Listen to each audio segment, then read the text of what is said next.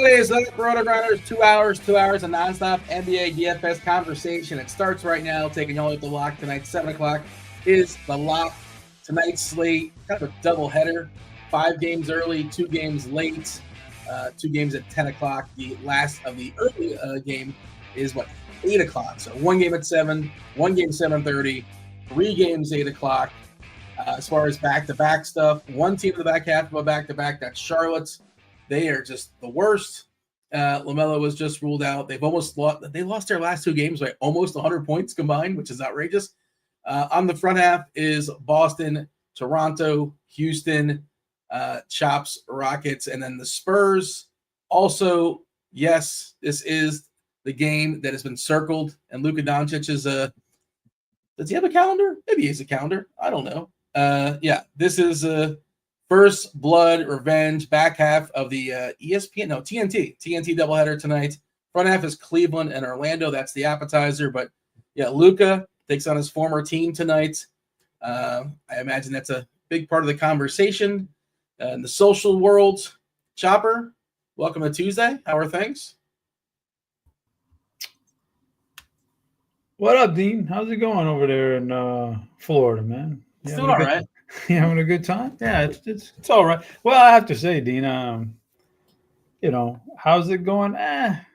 Kind of a little bit of mixed emotions. I had a really fun weekend. Went down to H-Town for the night and watched a good basketball game. Caught up with some old friends.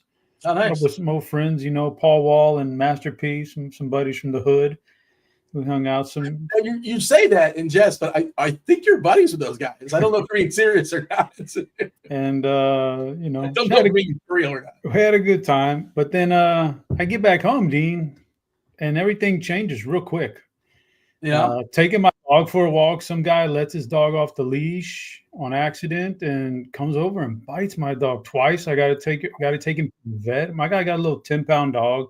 His dog was fine.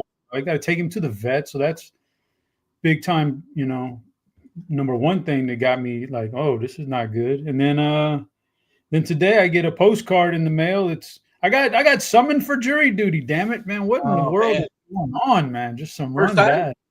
First time ever. It's just some terribly run bad here, man, for me the last 2 days. Yeah, I've had like the summons, but I've always like you call the night before and they say, "Nah, you're good. You don't have to show up." That kind of thing. Really? I never went to the next step. I don't know. It depends on the state, I suppose, but I'm not sure how that works in Texas or not. But yeah, I've never officially.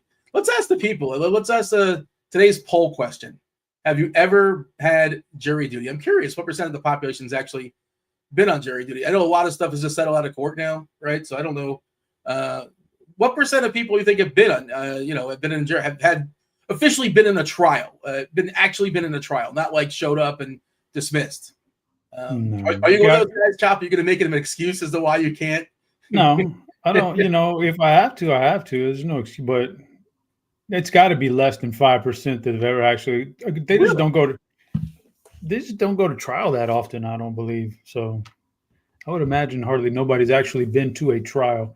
No, I won't make an excuse. If you get picked and you got to do it, you got to do it. But I don't know. Just seems a little bit weird. And like there's got to be a better way than getting up at 7 a.m. and driving like 30 minutes down to the courthouse and doing all this. And I don't know. Just call me crazy. I don't know what's going on, Dean. But I do know something, Dean. What's that? I do tore off some pages for the calendar. I got some Astros trivia for you. Oh, boy. Actually, I thought these were kind of layups. Well, you missed a couple of days. I'll start you off with I thought the 2 I was looking at were kind of layups here. I don't know. All right. I'm concerned. You want the one I think is really super easy first, or you want? Well, there's no upside in that because like either I get it right, and of course I should get it right, and if I get it wrong, I'm a big dope. These aren't hard, Dean. These aren't hard. In 2005, Houston played the World Series. Played the first ever World Series game that took place in Texas. 2005, first ever game for a World Series. Rangers had never made it, Astros ever. So 2005, first ever World Series game in Texas.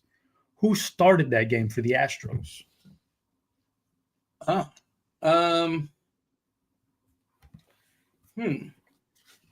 Was it Roger Clemens? Oh, Dean, no. You missed it, Dean. It was not I thought you might get that one because the guy who started it was just like their best pitcher, one of their best pitchers ever, Roy Oswalt. Ah, yeah, okay. Was Clemens a few years back? He wasn't on that team. I don't think Clemens was on there. If he was, he wasn't the ace.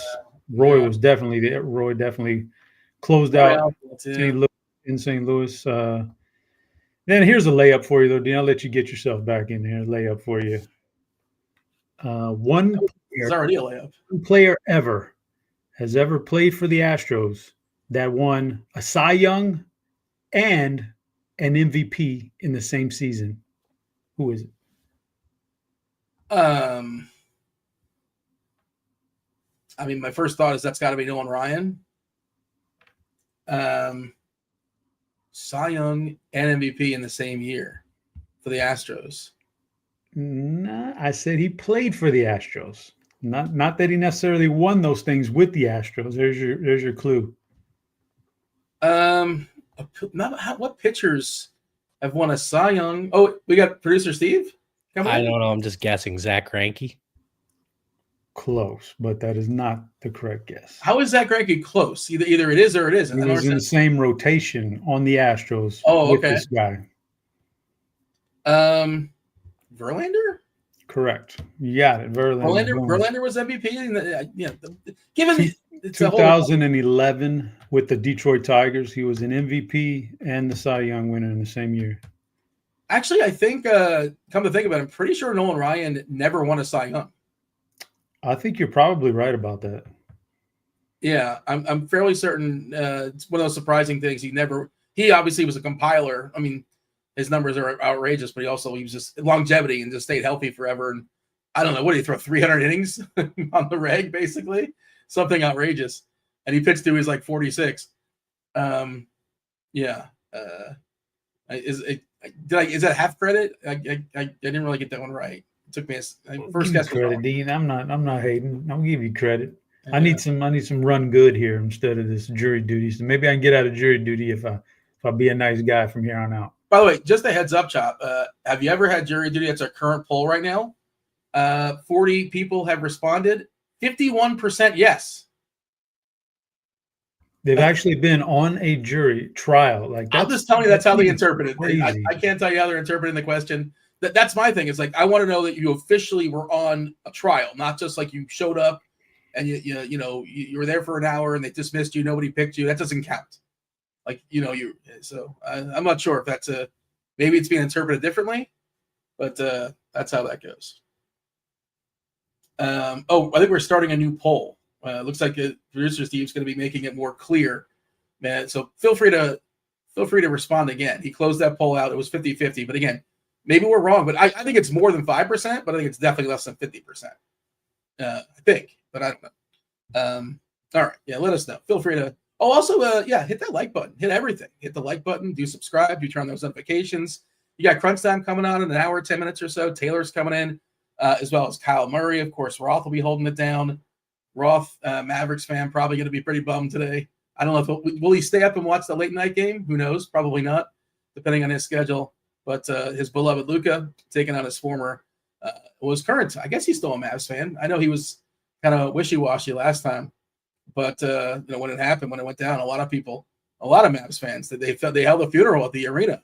It's really bad PR. Besides the fact it was a decision objectively, but all right, Chop. As far as who's in, as far as who's out, we'll discuss that as well. Do you have any overall thoughts when it comes to tonight's 7-gamer? Again, there's a break, right? It's kind of a doubleheader. 5 o'clock. At 8 o'clock, first 5 games are done. Then we have a pause, like a 2-hour pause. And you got the blowout of the Warriors and Charlotte. And then you have Dallas taking on the Lakers. We do have PJ Washington questionable in that game. One of the big questionables. I'll go ahead and drop this in chat. We have the Situation Room, which is free at RG. I think that's one of the PJ Washington, one of the big ones as far as being questionable. Your guy Dylan Brooks was questionable, not that big a deal. They're on the front end of a back-to-back though, and several Houston Rockets are. The FEV, we haven't seen them play for close to a month. He's also questionable. They're playing tomorrow night, I think, against San Antonio on ESPN. They're one of the 4 teams in the front half of back-to-back, but a lot of clarity as far as the injury stuff. You never know. Stuff might come out of nowhere, but there's not a few. Al Horford, I guess, not playing can kind of be a big deal. I don't know about big deal, but they're already down Cornette. Might be a Kata season potentially if Horford doesn't go. And you have to know he's not going to play either tonight or tomorrow. Wait, are they in the front half? I think they are. Yes. So we don't know if he's playing tomorrow night, but that's just how that goes with Horford. I believe he still has that toe, or at least they're giving him a toe. You have any general thoughts here, Chop? As throw it to you, and we kind of dive in and do the old game by game deal. Well, no overview here because we got a lot of games. We'll get to them. There's a lot of fun stuff to talk about here. A lot of narrative stuff going on tonight and all that good. But we are 10 minutes into the show. We don't have a clue yet, Dean. I don't know what's going on. Oh yeah, it is Television Tuesday. Thank you for reminding me. We know the deal. You guys get a free week of RG Premium. Just realized that I'm directly in line with the sun, so my apologies on this light. I thought I had it blocked out, but there's like a little bit of space coming in, so it probably looks kind of funky on the screen to making me look even whiter somehow. It's looking like Jerry's World out there in Dallas. What do they have in? Oh yeah, that's right. Yeah, don't throw me any catches. I'm not going to be able to bring it down, unfortunately. Isn't that crazy? He refuses to put the blinds up or the shades up. Whatever, a different conversation. Yeah, the first clue in today's Television Tuesday. Just tell me what TV show I'm talking about. Where do you answer this? In the Discord, RotoGrinders.com/Discord live stream chat channel. That channel is free. Most of the Discord channels are free. There are a few premium channels, but all you need is just like a basic RG sub. Doesn't cost you anything to get in the door. One guess per clue drop. The first guess clue is which shop is the first clue. So feel free to let me know what television show we are talking about. All right.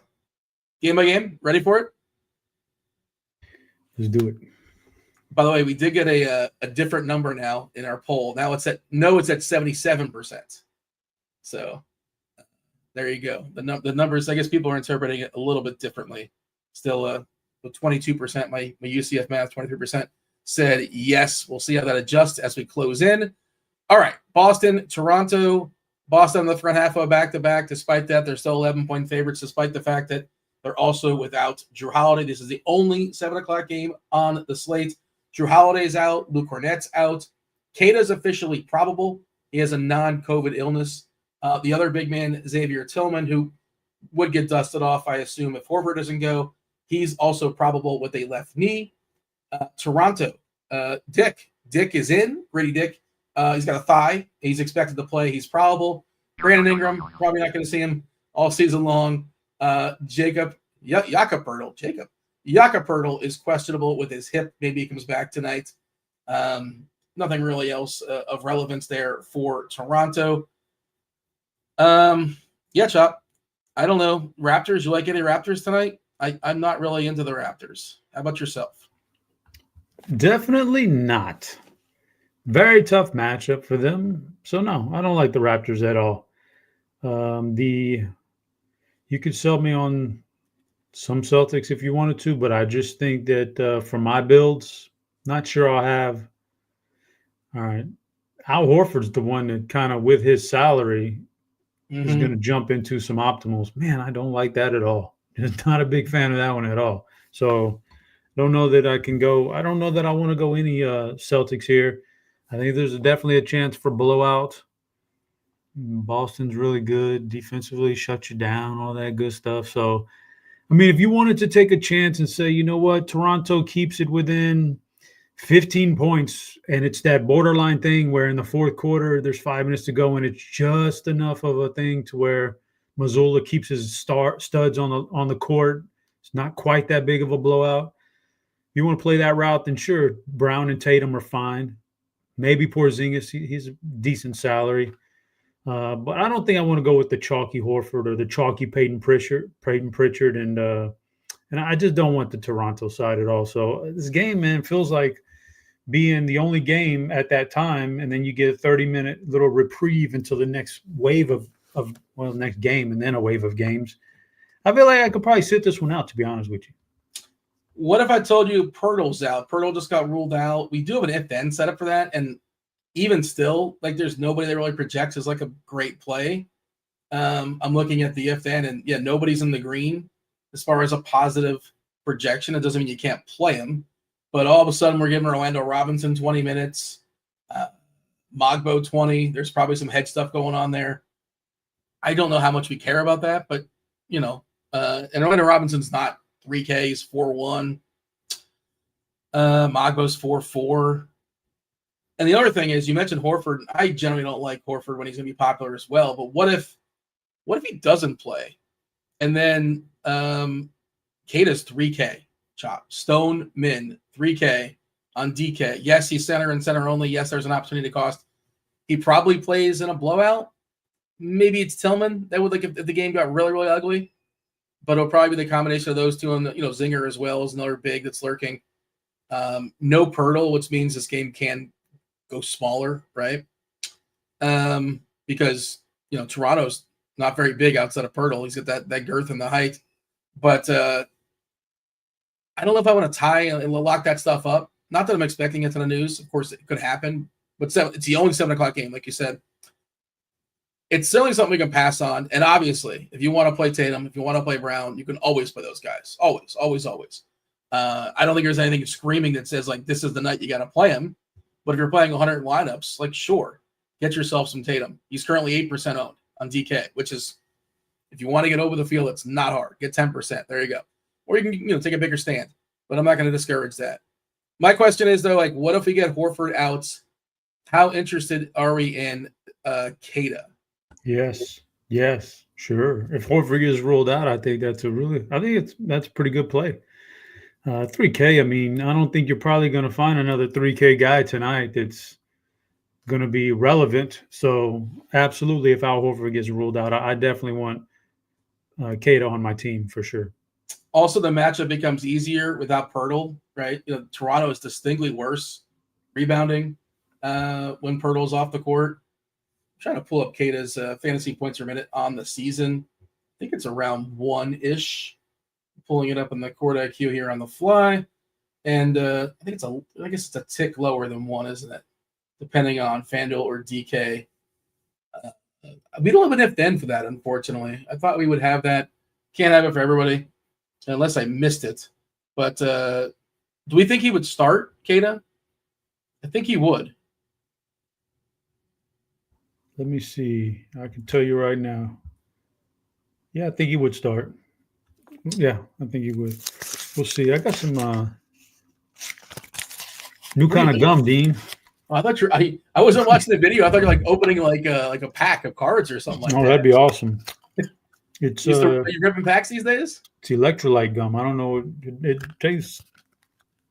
I don't think it tastes very great, but it's watermelon flavor and it's supposed to be good. Good for you. What's an electrolyte? I thought Gatorade just made that up. Is that a real thing? I don't know, but I mean, I hope it is, or else, well, we're all wasting our money on stuff. But we are anyway, so what does it matter? Well, no, I ain't ripping no. And Dean, how can you see right now, man? I know. I feel like I need to put on my blue blockers or something. Like I need some sunglasses. I can't. It's timed just perfectly.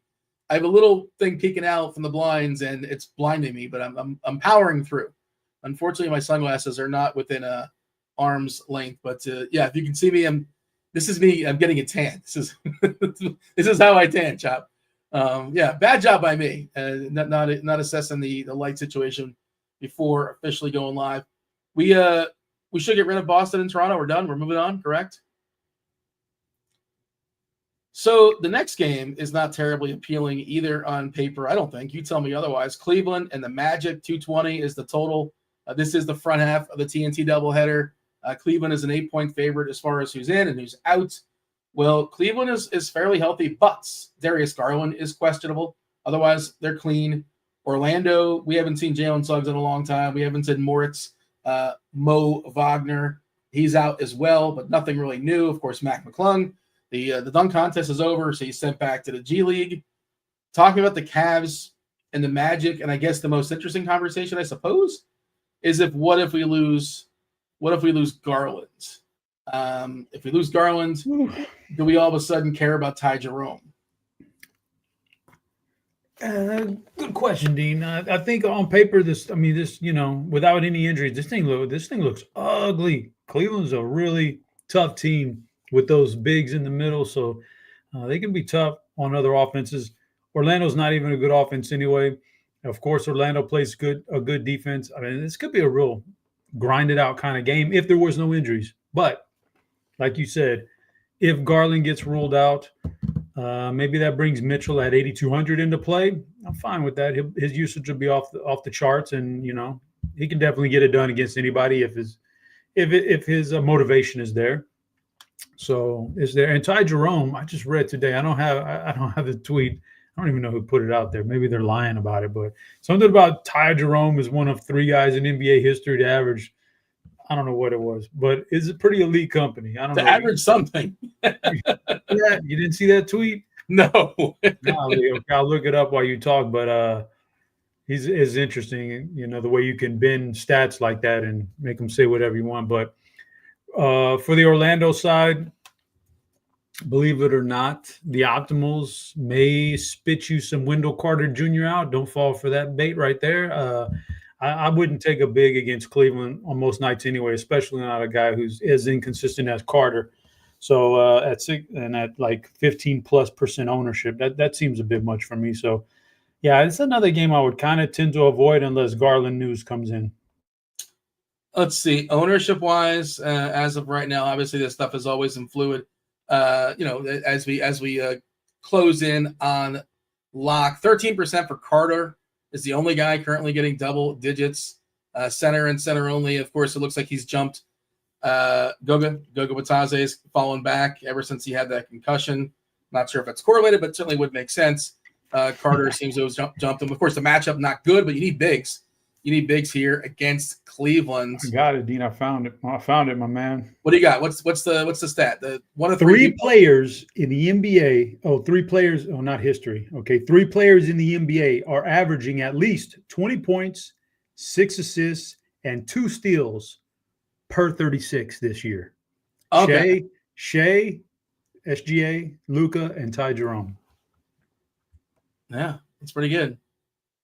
I was trying to think of it. I wonder how close Dyson Daniels is to that, because certainly he's got the steals covered. There's no way he's close to those points, though. They can't even be close to those assists either. But the steals, he had 7 the other night. Yeah, he's a good steal artist. I didn't get a chance to watch I wasn't watching the Miami game, but I saw Hero was had a terrible game. I imagine the Great Barrier Thief, man, just incredible defense. We talk about that trade, like one of those sneaky things, like that was the McCollum trade. I think it was the McCollum trade, right? Or no, was that DeJounte Murray? I don't remember which trade it was to get him to Atlanta. No, it was Murray. Yeah, it was DeJounte Murray. Great acquisition by the Hawks. I think he's better than him, probably straight up. But yeah, I'm trying to think who else will be close, but it doesn't matter because that's the cutoff, and that is interesting. You can't, like you said, you can have fun with numbers for sure. Anything else of note as far as this game, or are we done with Cleveland Orlando? It's not terribly interesting. We need another clue, but we move on. The second clue, Chop, is I didn't look. I assume nobody got it just yet. I should take a peek. Bewitched was guessed. WandaVision. I Dream of Genie.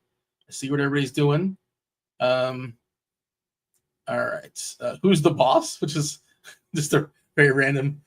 The second clue is it's not Charmed either, but I see what everybody's doing there. Second clue is network, Chop. Network. Which and network is our second clue. Getting the Discord fired away. Bunch of guesses should be coming in momentarily. RotoGrinders.com/Discord live stream chat channel. You get it right. First person to tell me what TV show we're talking about. 1 guess per clue drop. You get yourself a week free of RG Premium. Okay. 8 o'clock. Suns, Grizz. This is a pretty appealing environment for sure. Fastest paced team in basketball is the Grizzlies. 245.5 is a total. It's definitely high. It's not that tight. Memphis is a 7.5 point favorite against Phoenix. As far as who's in and who's out here, Chop, We have, a fully healthy Phoenix team as far as relevant players, and Memphis, a fully healthy Memphis team as far as relevant players. Both teams have their full rosters. And Memphis tends to play guys, pretty deep into their rotation. Certainly annoying. Your thoughts as far as the Suns and the Grizz? It's a great game for fantasy purposes. This one looks really, really juicy right here. Two big team totals here, the highest total of the night in general. And we're going to get a lot of ownership in this game, rightfully so. For the Memphis side, we're going to get Chalk Vince Williams night. Chalk Vince Williams, I don't know, man. Do you think so? That seems really sketch. If there's no other news, I can imagine that he'll be chalky, but it's sketchy. It doesn't feel good. I think we'll get a lot of ownership on Aldama also. Mm-hmm. He's okay. He's a little bit better than Vince, but I don't know. And Desmond Bane's going to gather a lot of ownership, probably rightfully so. He's a pretty good price tag on DraftKings. And Phoenix just terrible defensively right now. I think they're all in play, and they're all pretty solid. And we haven't even talked about Ja Morant. That's a really nice price tag for him, even though he's not been as good this year. But you just never know. He ought to be able to take advantage of this matchup. Jaren Jackson's always good. For the Phoenix side, Royce O'Neal going to get ownership and going to end up in some optimals. So do with that as you will. He is who he is. Bradley Beal's playing better lately. I don't know. The one I kind of highlighted here was Kevin Durant. I think it's a pretty good matchup for Kevin Durant. Like I said, big team total here for both teams. Phoenix, this is a pretty good one. He's all they got, really. They don't really do much defensively. He's got the number 3 defense versus archetype tonight. He's third on the, what is that? Third on the list or whatever. Third tier, I guess. Number 3. It's a good matchup for him. He does everything on the court, all levels, free throws, three-pointers, getting to the rim, getting to the paint, the post-up going. He does everything. They don't shut down anything. He should have his way here. Gets to the free throw line quite a bit, and they will foul. They'll foul more often than most teams in the league. So I think Kevin Durant is the one that, at 8,900, he's dipped below 9K. He could do some damage here. So I like this game in general. It's a big offensive game here, and Memphis is just playing out of their minds this year with great offense, man. It's just tough to stop them when they're healthy. So I think this thing has a chance to shoot out here, and I like it. The Williams thing, currently 26% ownership, coming off the bench, presumably, almost definitely. 19 minutes is his current projection. Again, he's just cheap and he makes stuff work, but I don't know, man. It feels like if that holds and nothing else really kind of pops up, it feels like bad chalk to me. I don't like to be at the mercy of somebody playing 19 minutes as a key piece. Again, I understand why there's not amazing value right now. You mentioned Aldaba's another guy. He'll at least get minutes in the mid-20s like everybody else on Memphis. That's the problem with them is they play, 10. We're projecting 11. Maybe one of these guys doesn't play. Maybe they actually get to 11. Phoenix much tighter as far as the rotation. Booker, Durant, Beal. You mentioned O'Neal. It is a good spot for 3 and D against Memphis. I saw defense first archetype. I think was what you're saying is a 4th best option for 3 and D. And of course, O'Neal, that's definitively what he is. He's got to hit his threes, play a little bit of defense, stay on the court. Beal played 40 plus minutes last time out. I don't know if I played Beal all season, to be honest. I don't know if I've ever played him all year, but the minutes are outrageous now. 41 last time, 38 the time before. This is, I believe it's an island game. They didn't play yesterday. Yes, it's an island game for Phoenix. So, yeah, I don't hate it. I think I have KD over Booker as well. But it's one of those things I never really feel great about figuring out which amongst those two. But I'm afraid I'm not going to have enough of this game, Chop, because, again, the environment you talked about, at 245.5. Memphis plays the fastest pace in basketball. Phoenix pretty slow, but they're getting the ramp up. And then just Memphis, you never really know how many minutes. Ja rarely gets extended. Bane, Triple J, but they're good when they're out there, and it's kind of baked into their price. Give me your favorite play on each side of this game, Phoenix and Memphis.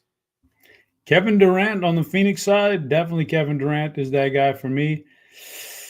And I'm just not as big of a fan of those value chalk plays on Memphis, so I'll say Desmond Bane.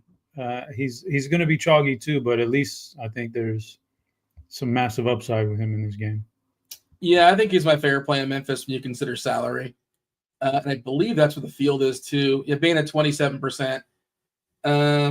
Williams 27 as well. Alderman 26. Durant 23. Beal 23.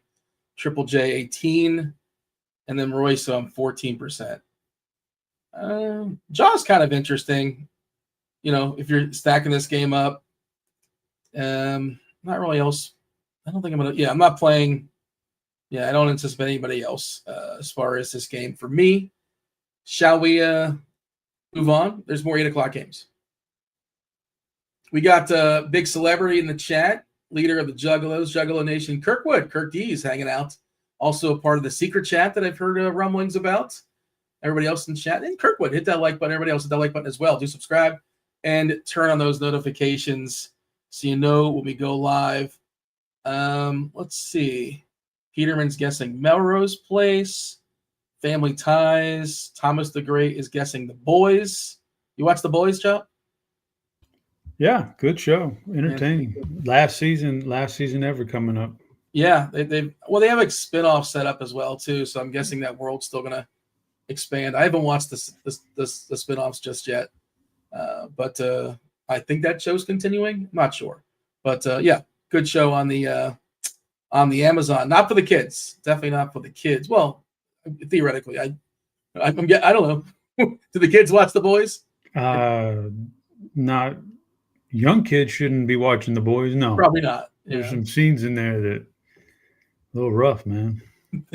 there's some rough scenes for me, but yeah, it's a Kirky liked them. He likes that. He likes The Boys.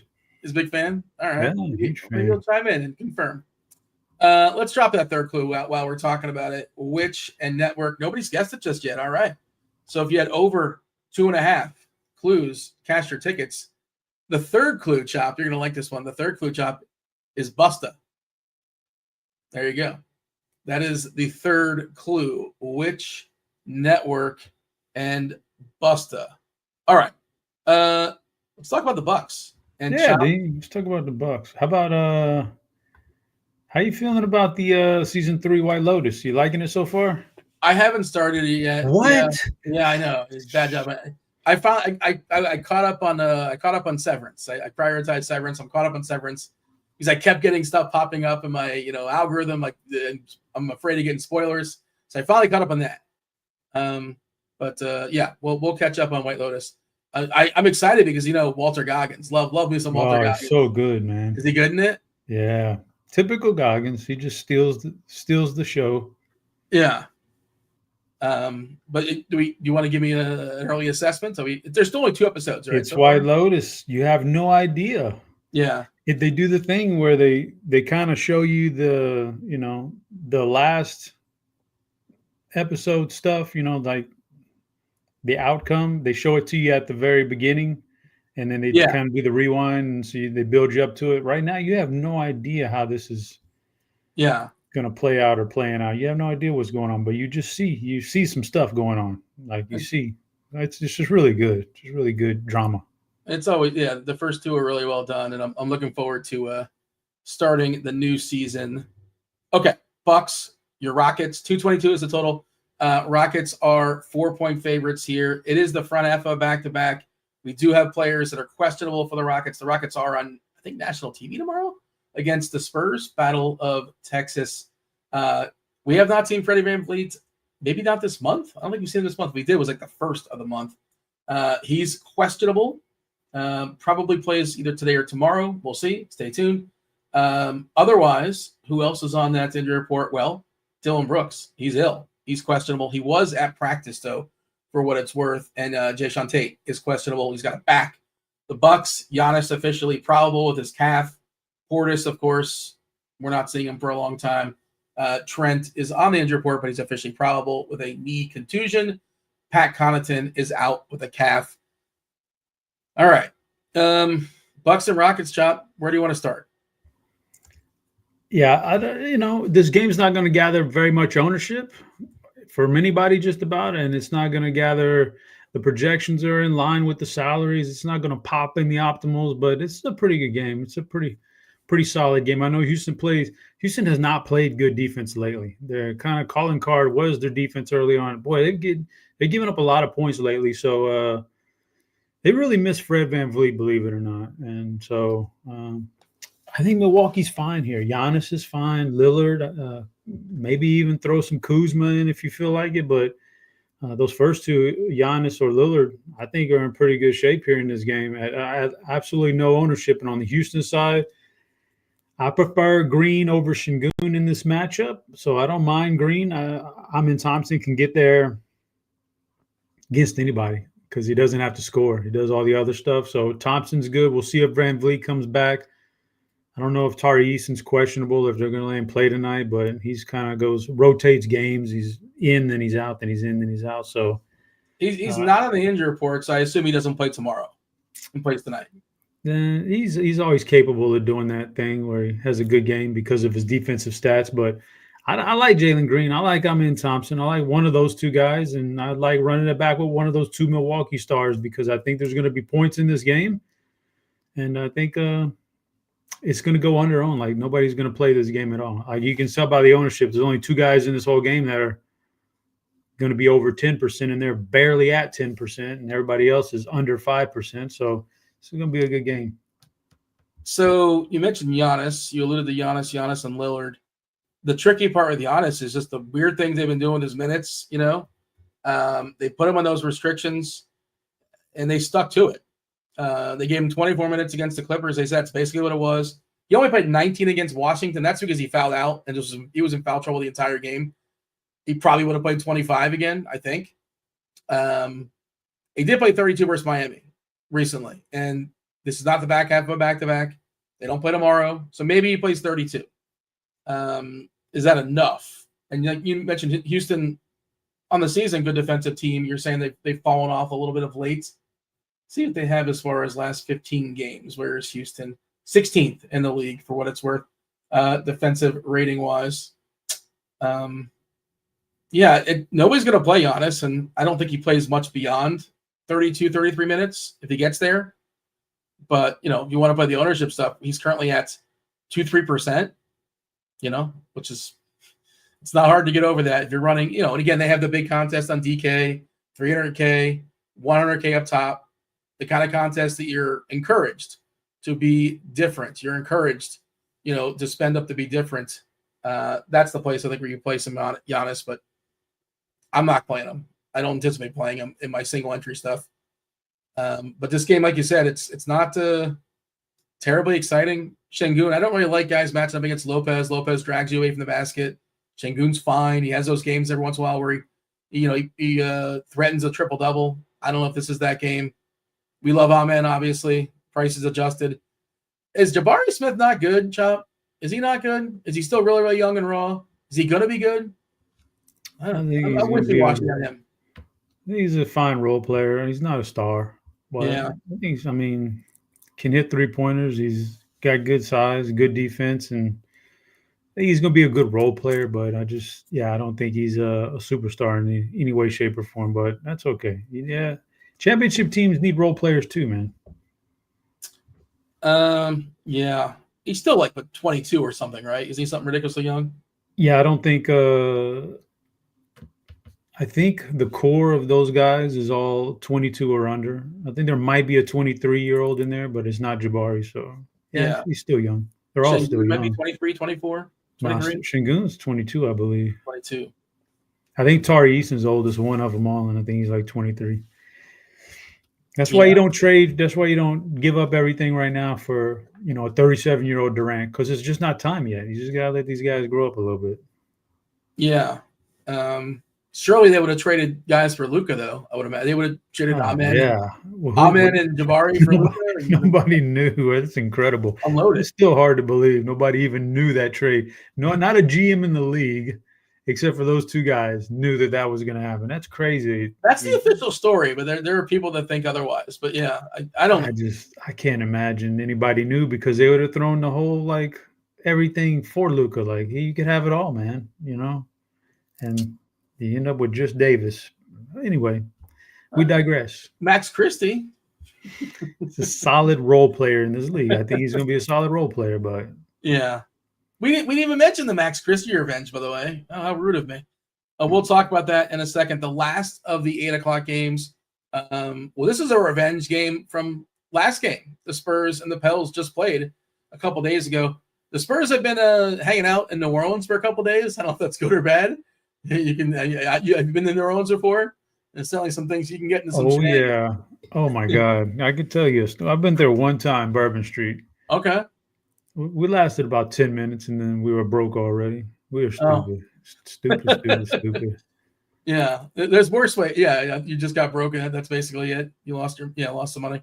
I took a couple of college road trips to during Mardi Gras. It happened to line up with like spring break, and coming from Orlando, so it wasn't exactly close, but yeah, we stayed like a half hour away at like Bay St. Louis, Mississippi or something like that, because we couldn't afford anything close to the Strip. But yeah, one of my buddies did get arrested for peeing on the street. That's not encouraged. But yeah, it's a scene. I would definitely recommend going once. I've never been there when it's not Mardi Gras, but from what I've seen, it seems like there's always something going on in New Orleans. Seems like a happening city. Did you get your beignets? You remember getting the old beignets at Cafe Du Monde? We were like 19 years old and had like, between the 4 guys, we had like $50 for the whole trip, and we were coming from Gallup. There's no way we were eating stuff out of a can. Yeah, like on the road trip, and sleeping in the car just to get there. And no, we weren't getting no beignets. by the time we got to Bourbon Street, we literally had like $15 between all of us. Walked into one bar, get a hurricane. One bar, they said a free round if you just come in, guys, or something like that, and or no cover, and maybe a free, whatever it was. We all sat down. We got a beer. We had $5 left, and this girl was on stage because it was that bar, and she was like, put the $5 down right there, put it down, and she did some thing, and she reversed her thing and picked it up with her foot and all this. So it was cool. But then the $5 was gone, and I was like, everybody was looking at me like, "Why'd you do that, man? That's our last $5." And I was like, "You got to get change first. You got to break that 5." I didn't know she was going to take it. I'd never been in an establishment like that. I had never been 19, never been in an establishment like that before. So we tucked our tail between our legs, finished our beer, and went back home after 10 minutes on Bourbon Street. We drove all the way back home. So you could just walk on Bourbon though and kind of entertain yourself, Yeah, for better or worse. Weren't into that. San Antonio, great people watching. San Antonio, New Orleans too. So that's what the Spurs have been up to. I imagine they probably have more than $5 and a little more options at their disposal. The Spurs the last couple of days hanging out there in New Orleans, but yeah, big boy total, 240.5. High and tight. New Orleans is a 3-point favorite. Who's in? Who's out in this one? Well, Charles Bassey, the big man, is out. Of course, Wemby is out for San Antonio. We're projecting Bismack Biyombo to start. He played 30 terrible minutes last time out. Absolutely horrendous, but they don't have a lot of options as far as bigs. For New Orleans, no Brandon Boston, no Herb, and DeJounte Murray, of course, is out for the season. We are projecting Kelly O to start once again. Zion has been masterful. He's been awesome, but they're still keeping those 28 minutes on him. 28 minutes basically is the ceiling of top 10 and beyond. Play beyond 28 minutes in, 10 games or something like that. Basically, since coming back from injury. How do we feel about the Spurs and the Pels? Like it quite a bit. I actually like this game a lot. Started with some guys I just kind of like. Olynyk, I think, is fine.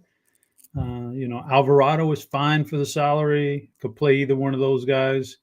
Keldon Johnson's okay. Vassell, I think, has some potential tonight.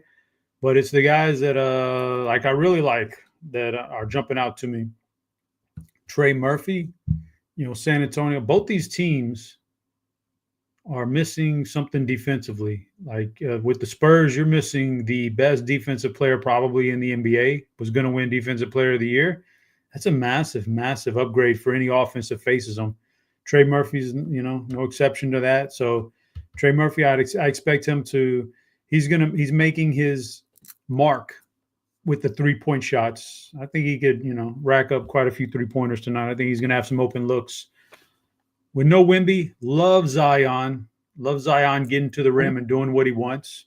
So I think Zion Williamson is really good option here. Without Wemby, the Spurs are, since that collapse or since Wemby went out or whatever, it's a team giving up a whole lot of points at the rim, and that's where Zion does most of his heavy lifting. So love him in this matchup at only 85. Love the run back with De'Aaron Fox, who had a disappointing game the other night, but I fully expecting that was against the Pelicans actually. Yeah.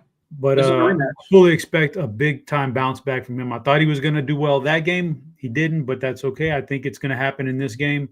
It's just a good matchup for him. And without Wemby in there, he is the guy for this team that should take over offensively. So I love those 3 parts of this game in some way, shape, or form. And nobody's expensive. There's nobody in this game over $8,700. Fire it up, man. I like this game quite a bit. Yeah, I mean, I always do like the Zion thing. It's just like, who on that team is going to slow Zion down? And it's just nobody. Ding, buzzer, Ding, give us the buzzer. Do we get news? Big news. What do we got? Al Horford is out. Okay, and Keita is in play. So there's a value play for you right there. That flips the slate on its head right there. Does Keita have to start?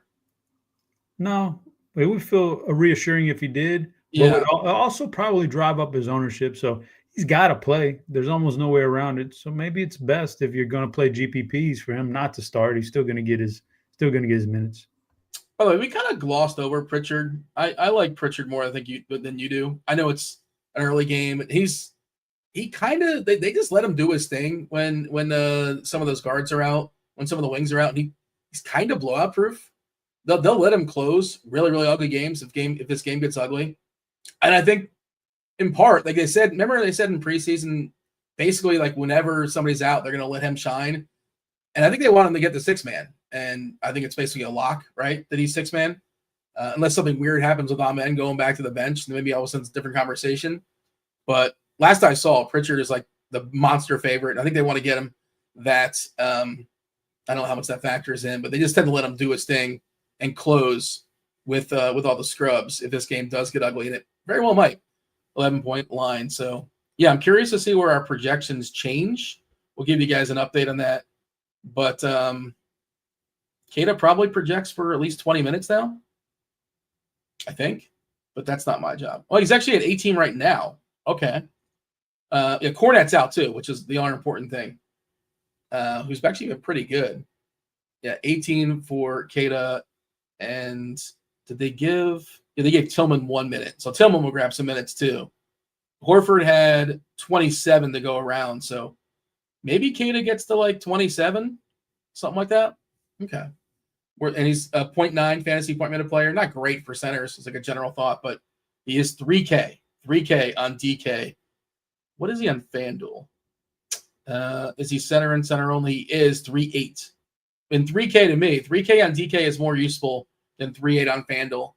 Just as far as building the puzzle opportunity cost. Not saying you can't play him on FanDuel, but I think he'll be better suited on DK. Okay. We have let's see. About 25 minutes left. And until crunch time comes in. Crunch time, you got Kyle Murray, you got Taylor Smith, you got Kevin Roth as well. Taking you guys all the way up the lock. Any sort of news that drops, they'll clarify that we don't take care of. Tillman, by the way, officially available too. If we didn't say that, Tillman is available to play, and he'll likely grab some more minutes. I don't know if you're playing him, but just of note. Let's go ahead and check to see if anybody has guessed. No, let's give the fourth clue, Chop. We're on 4 clues. Today's Television Tuesday. They're scrolling, by the way. They're scrolling at the bottom. If you haven't caught them all, fire off your guesses in the Discord. Which network Busta Clue number 4 is Watergate.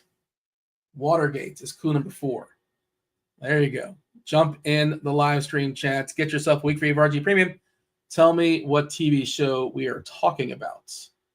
Chop, I see you're playing the home version as well. Feel free to fire away.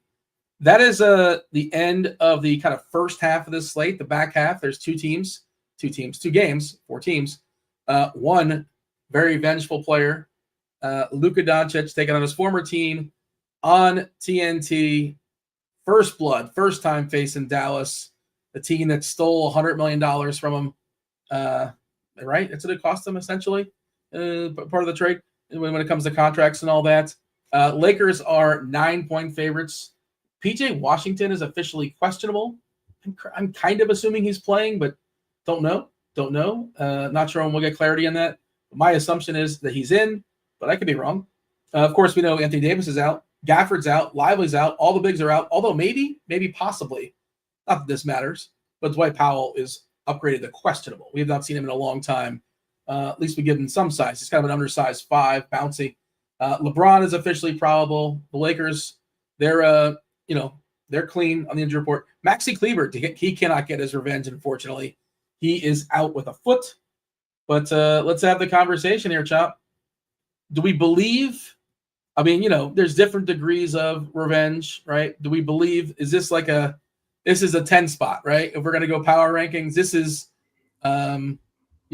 this is John Wick. This is John Wick level. You killed my dog. If, just like Billy Bob said in Varsity Blues, I give it a 10. It's a 10, Dean. He's just going to absolutely hammer his old team tonight. Or else LeBron's going to feed him, right? Or else he's going to be so emotionally into it that he flops, has a bad game because he burns out. I don't know, but yeah, I expect him to have a big game. So we'll see about the Dallas side and PJ Washington and some of that stuff. That's just not a good team right there though, right now. So I don't know. Kyrie, keep him in this game. It's against his buddy LeBron.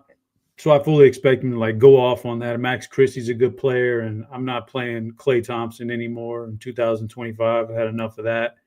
So you can do what you want on that side, but I don't mind Kyrie as a run back on that side. But for some of the other Lakers, cleaning them up, Hachimura is fine, I guess, at 58. Austin Reeves at 8 is a little too expensive for me to want to play tonight with the other two Lakers above him that are going to want to play this game and play hard.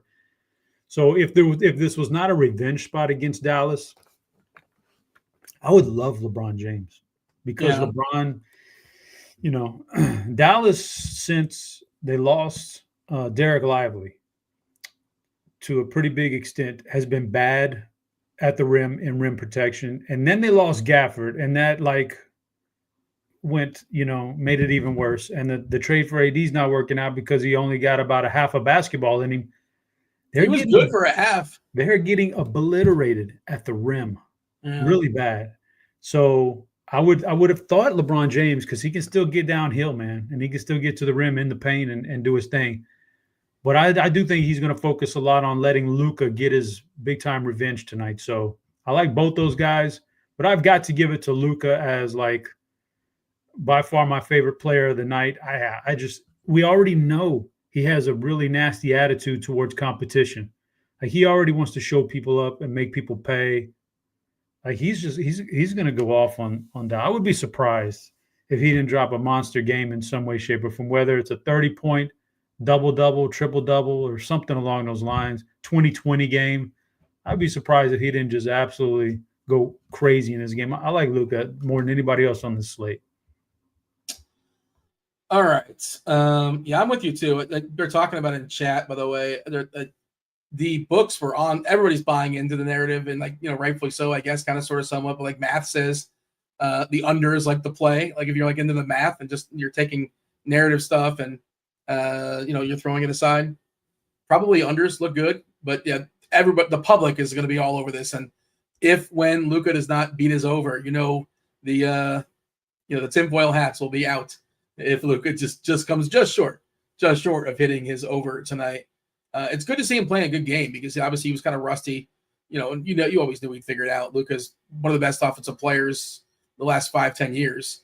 It was the starters. You're given stats. God, I can't remember the stat I heard, but like basically one of the top 5 players in the history of the NBA as far as their first 5 seasons in the league. He's going to figure it out. He's going to be fine. And he always gets to his spot. He always gets to his spot. Like when he even like a little post up. And like I said, there's nobody there to stop him on Dallas. Yeah, I like Luka a good bit. I'm probably going to play one of Luka or LeBron in every lineup, I think. Otherwise, the rest of the pieces in this game, let me just go ahead and pull up the ownership. By the way, we did have a winner in our television Tuesday. We'll talk about that in a second. We'll give some clarity. We'll drop that 5th clue right now just for fun. We'll play out the string. The 5th clue is disgrace.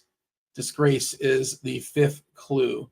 Ownership-wise, let's see. Let's take a peek. Yeah, 20% Luka. And I think it's just going to be over. And it's hard to capture when whatever sort of system they use, and they do a really good job of projecting this stuff. It's hard to like factor in the human element unless they're artificially baking it up. I think Luka's going to be more than 20% because people just don't want to miss out, and they'll feel so dopey. Like, how would I not play Luka against Dallas in his first game? Kyrie at 15%, Washington at 10%, Hayes at 9%. I think Hayes is interesting, but like there's no guarantee closes. We've seen a lot of games where he just, I shouldn't say a lot of games. There hasn't only been so many games, but where he'll start, right? But he does, play 24 minutes or so and just not close. And against Dallas, this is certainly an opportunity where the game can go small. And, LeBron can essentially be your 5 out there. So, he's fine, I guess, but I'm just really apprehensive to play players that have a good chance, or at least a decent chance of not closing the game. Otherwise, everybody else in single digits here. Marshall getting 24 minutes. I guess there's a chance. Probably not. They're probably starting Edwards again. He's another guy. Kessler Edwards going to start, but likely going to start for Dallas, but almost definitely does not close. Anything else of note here as far as Dallas and the Lakers as we move in and talk about the Hornets and the Warriors? Jeez, we're going to end with a whimper, I think. No, that's all I had for the Dallas game. I think we pretty much summed it up. Chop, you guessed something called Vixen. What is Vixen? That's a TV show?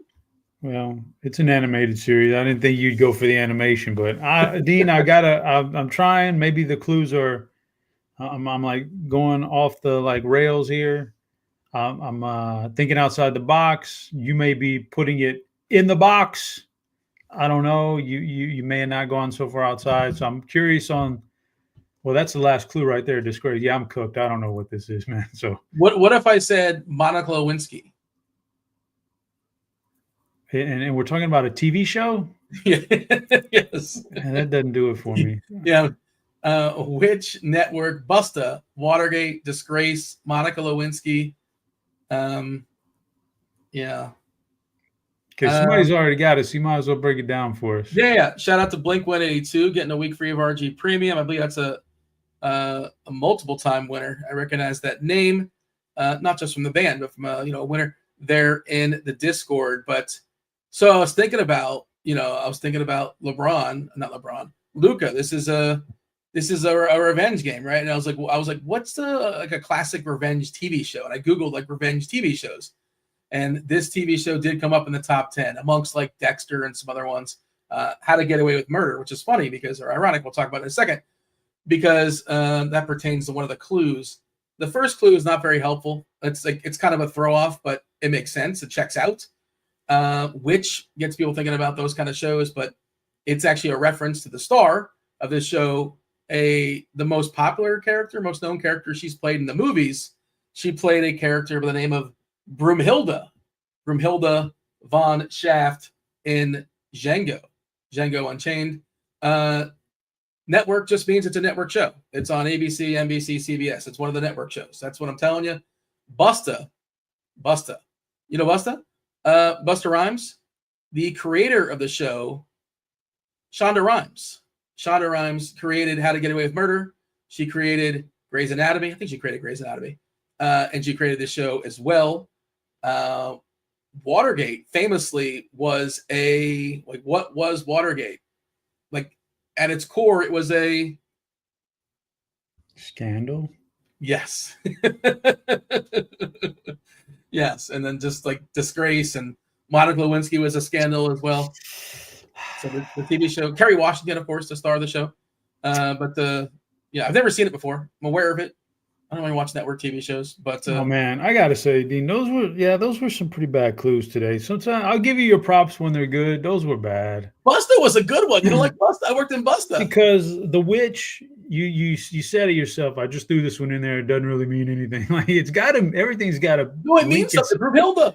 Okay, so Broomhilda, witches have brooms. Yeah, but how am I supposed? That was the reference. Yeah, but the Broomhilda in Django was not a witch, correct? Correct. Her name was just Broom. So you're assuming that we're just gonna. So that's completely misleading. All right, network.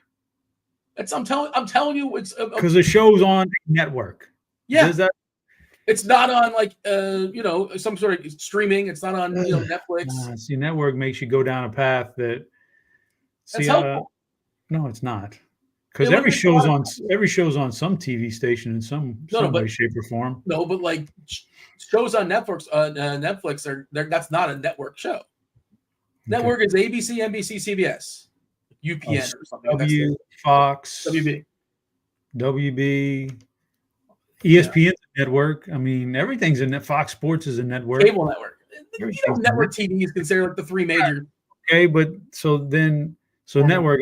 I was thinking CW. When you said Busta, I was like, okay, it's not the rapper. It's got nothing to do with the rapper, but it's got something to do with rhymes, which it did. But it's another name of rhymes. But I was thinking he just wants something that rhymes.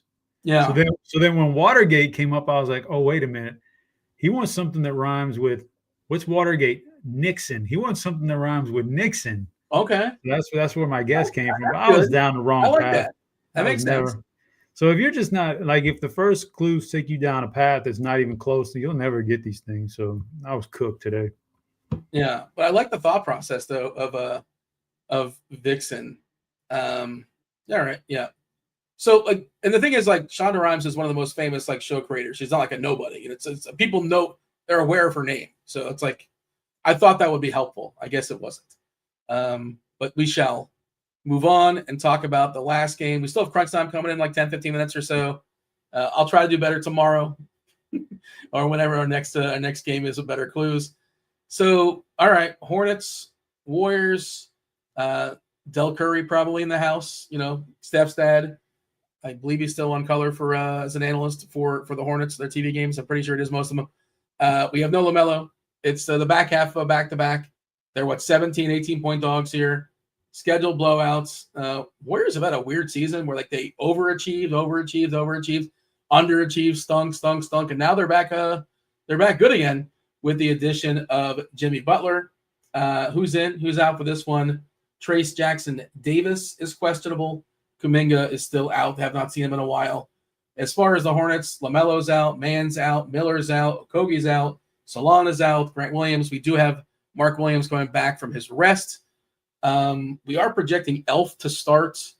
We have seen Damian Ba play a bunch of minutes on occasion when we lose LaMelo. It's hard to figure out our minutes delegation amongst those two, and they don't really play together. I think they played together a few minutes on the season. I was looking at their fantasy points per minute on the season, like just these two guys. Obviously, the sample size are not huge.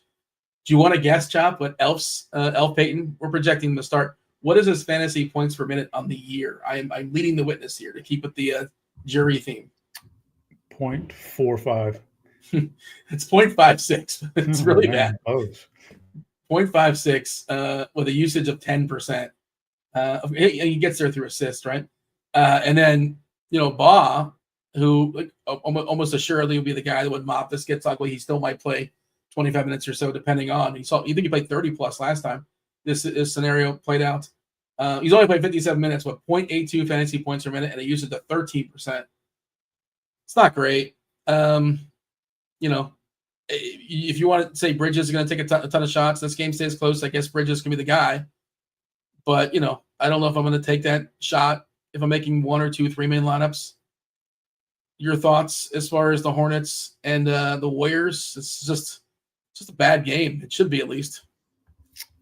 Yeah, not a great game. Real quick, we got a little bit of time here, Dean. I'd like to ask you your opinion on Golden State when they get to the playoffs with Butler and Curry, because they do seem much improved now.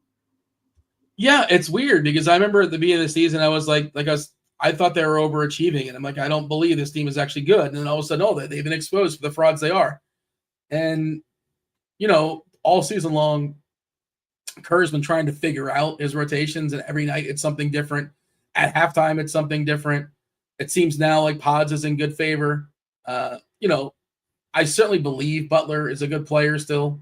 I don't know how much longer he has to be at his level, but I'm not a burn like Miami Heat fan, like or screw him, and whatever. He was great for us when he played for us. I think that they have increased their upside. I still don't think that they're at the level of OKC. Trying to think. Let's see. Let's pull up the standings. They're probably like the 5th or 6th best team in the West. Do you have a take? Because it's been a fluid take as the season has moved on, because it feels like they've changed more than most teams. Yeah, I think they got a lot better with the addition of Butler. I think they're going to be a good playoff team. And in the Western Conference, I just don't think OKC's good, but I don't think they're a dominating team. There's a dominating team in the Western Conference. I think they've got a chance, man, to do something if Curry gets hot and Butler has another good run in him. Like he took some weird Miami teams to the finals, man. They overachieved. They also took advantage of Giannis getting hurt. That's been his MO, is being overachieving in the playoffs. So if he can do it again with Curry, and he's never had a teammate like Curry, I think it'd be interesting in the Western Conference, because I'm just not sold that OKC is going to do it in a 7-game series. But yeah, I think they're interesting. Getting a little, who's calling you this time of day, Dean? They ought to know you're on the show, man. Scam likely. Hold on, sorry. But to the game itself, I'm with you. I don't really particularly like the game. Podziemski's going to get ownership. I don't like that at all. I don't think he'll be on I can't imagine he's on one of my teams tonight. I don't like that. Could be a blowout here. Charlotte's really, they're not going to put up much of a fight tonight. Bridges would be the guy I look at probably, if anybody from that team. Otherwise, I want to, temper my expectations on Curry and Butler. Those are the stars, but not in this matchup. I don't think I'm going to play. I don't think I want exposure to this game, believe it or not. So it's a weird thing. I don't want exposure to the very first game of the night. I like, sometimes you want to save roster spots for late, but boy, I can't imagine that there's not a piece of news I don't think that could come up in this game that would make me like, oh my God, I got to play so-and-so from this game. This is just ugly.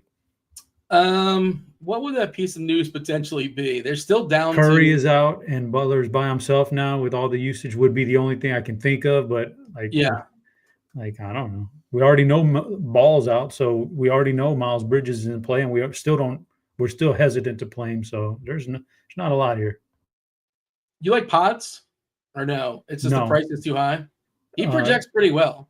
Yeah, he's getting ownership, and I don't like the ownership. I mean, he's been better, but for sure. But for 5,900, I think there's other places I'd rather go. I don't like it. 25% owned? Nah, I got to pass.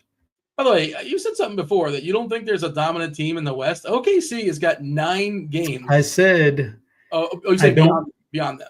No, I said they're the best. They're the best team in the West. I'm just not sold in the playoffs if they're going to be that team in the playoffs. So I gotta see. I don't know.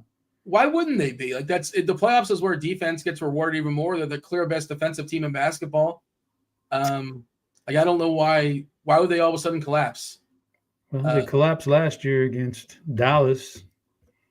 Yeah, it was kind of fluky, but so you got to show me something. I mean, no, it wasn't fluky. Didn't they get? They were down like 3-1 in that series. So they were down a lot quick, and got the old give me game, hand it to me game, and then they got beat finally. No, I don't know. Was Chet healthy last year in that game? Yeah. That series? I don't remember. I'm pretty sure he was. So would they added Hardenstein? Okay. And Caruso. Like their defense got distinctly better with those two, assuming everybody's healthy. Assuming everybody's healthy, they'll be better. They'll be better just because they're older, but I just don't know that they're Well, I said there was no dominating team. I've seen a lot of teams dominate in the regular season. They couldn't quite get it done in the postseason. Are they those teams? We'll see if they're one of those that can just dominate an 82-game schedule, but something happens. Like, I just see a lot of veteran teams out there in the league, and I'm just not sure that OKC is going to be. But I'm just not that they're a bad team. I just don't know that they're a dominating team. So I think it's kind of a mix. Throw a bunch of guys out there, and anybody can win this year. I know the playoffs is like a lot of matchup stuff, so it's like matchup-based answers. But like in a vacuum, do you want to face the Warriors or the Clippers? I would rather face the Clippers. Rather face the Clippers or the Rockets? I would rather face. That's good. I'd probably rather face the Clippers. Clippers or the Grizz? I'd rather face the Clippers. Okay. So Grizz versus the Rockets. Man, that's a toss-up. I'd probably rather face the Rockets, but I've seen if those two were in a series, the Rockets have beaten them this year, and I think the Rockets are a tough matchup for them. But if you're saying me, who would I rather face? I'd probably rather face the Rockets than the Grizz. Just want to see what our projection team did for Boston. It looks like we're projecting. I'm at the lineups page, and they're projecting Hauser to jump in the starting lineup, which wouldn't shock me. White, Hauser, Brown, Tatum, and Zinger.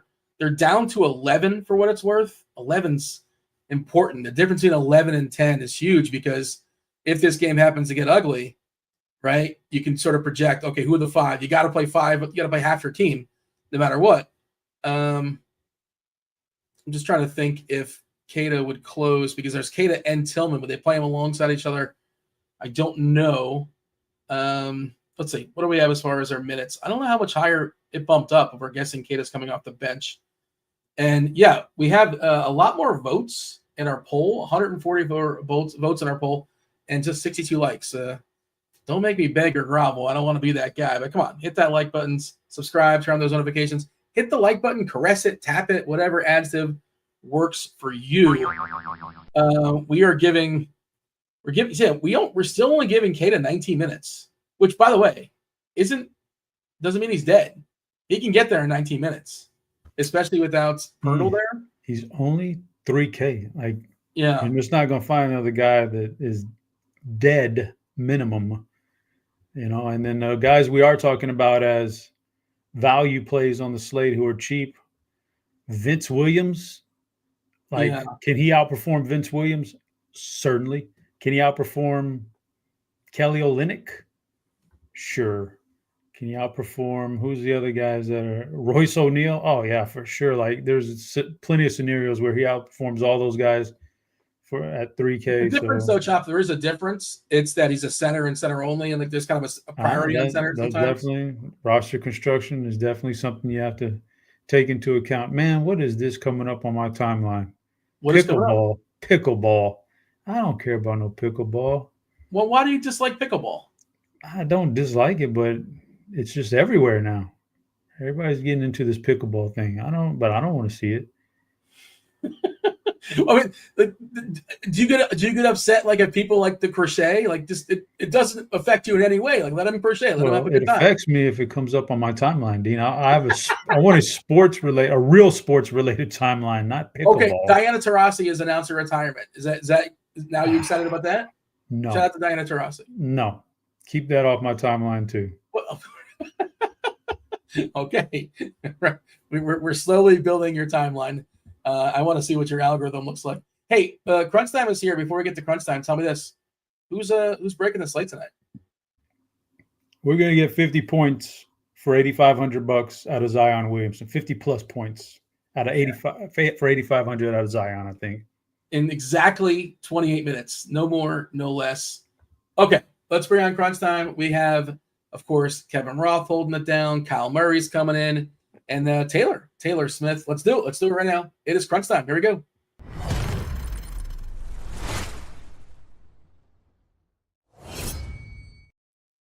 Let's ask the panel our question of the day. Chop got summoned for jury duty.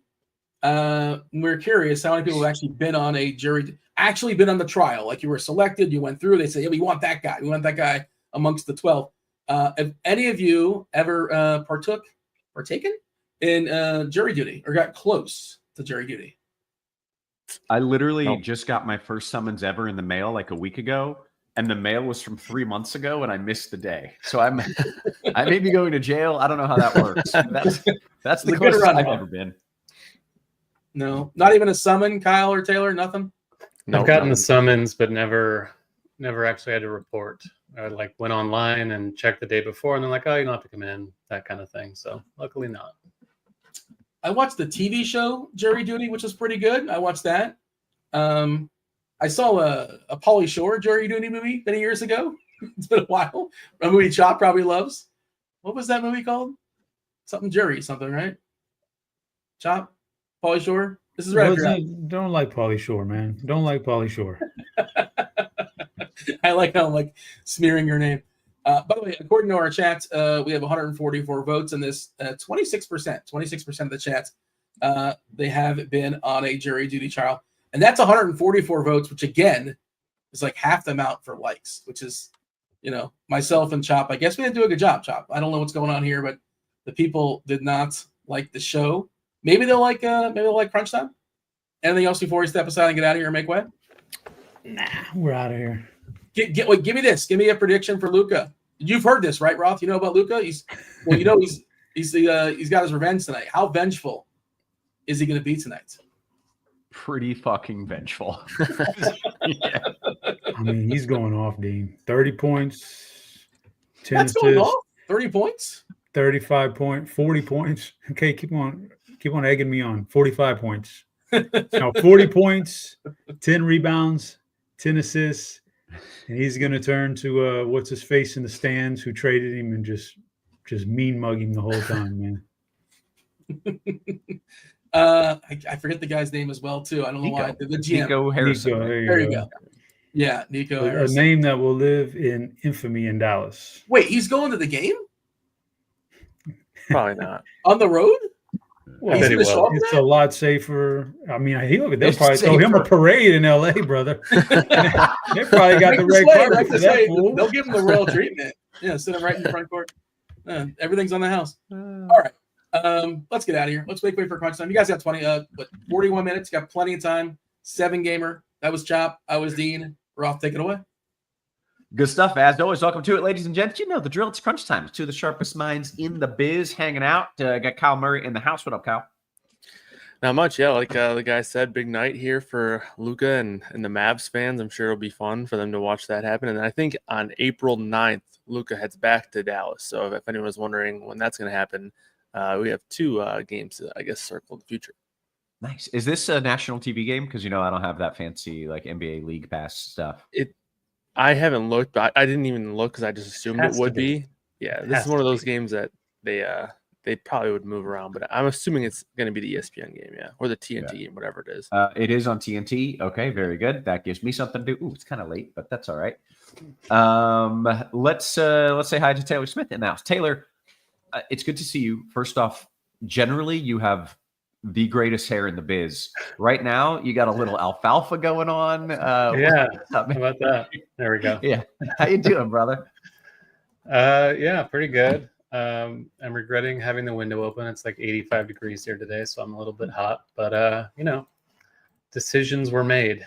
Pretty fun slate, it looks like. Yeah, excited to break it down with you guys. Okay, well, I'm glad you said that because last night I thought I had it. I thought I cracked the code. I went with 3 pay-up guards. I was like, this is the most brilliant lineup ever. Maxey, Harden, Hero, got them all in. All my value guys smashed, and all 3 of those guys literally could not have done worse. It was just shockingly disappointing. Yeah, that's always the worst feeling when you get the cheap guys right and the expensive guys are the ones that ruin you. Yeah, it was not fun. I am definitely going to double down on my entry fees today. I feel like I'm doing the right things. It was not rewarded. We did get some news here, so let's dive right into it. Freddie Van Vliet is out. Do we care? I mean, of course we care. How much do we care? The better question. Yeah, I would say it's a pretty easy situation to adjust to because he's been out for 2 months now or so. So it's kind of going to be the same thing. Jabari Smith will probably continue to start, and Thompson's going to play all the minutes. I'm pretty sure even with Van Vliet back, they probably would have let Thompson continue to play all the minutes because he's been awesome. But now you don't even have to worry about that. So, yeah. Okay. So nothing has really changed, essentially, right? We were kind of expecting this for the most part. Well, we did have Van Vliet in the projections, but yeah, it's been the same situation. We've been It's priced in. Yeah, 100%. Okay. All right. Well, then that's not all that exciting. What is exciting is having you guys helping me to break down the slate, helping me to win some money after I just absolutely shit the bed last night. So let's dive into it. Taylor, do you want to give me a rundown on what news has broken and what news we are still waiting to break? Yeah. Let's see. We had Al Horford and Drew Holiday ruled out for Boston, so that opens things up for them a little bit. Peyton Pritchard in particular, of course, with Holiday out. Still waiting on the Darius Garland news for Cleveland. That's a 7:30 Eastern game, so should get that possibly right around lock if they want to push it as late as they can. Let's see. Not a whole lot else. Pirtle is out again. PJ Washington's questionable. I feel like he'll play. He's been playing, so feel pretty good about that. Dylan Brooks also questionable. I don't think we got that one, did we, with Van Vliet for some reason?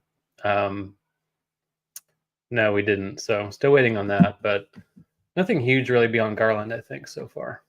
Okay, good stuff. Well, then, Kyle, I will let you lead us off. FanDuel, point guard. Quick note to the chat. We had like 3 times as many votes as we had likes, which is insulting because it means you can click a button. You are there. You can click a button. And the button that we need you to hit is the thumbs up because that gets eyeballs. That helps keep the show free. So if you like free content like this, hit the thumbs up, or else maybe one day it won't be free. Kyle, let's see. Chris says he had to leave. His pit bull farted, and it was so bad even the dog got up and left the room. That's pretty bad. I'm glad you're back. Please hit the thumbs up while you're back if you can breathe. Kyle, what are we doing over there on FanDuel at point? Yeah, we gotta make you some money in case you need to afford bail later on from the junior jury summons. But that may happen. But yeah, up at the top in terms of spend up options, Kyrie's the guy that sticks out here at 9-1. Obviously, he's handled a bunch of usage in recent games with AD out and Luka traded away. Yeah, it hasn't been as high as I think a lot of people have expected, but he definitely still has a ceiling here in a good matchup against the Lakers. John Morant, 8-1.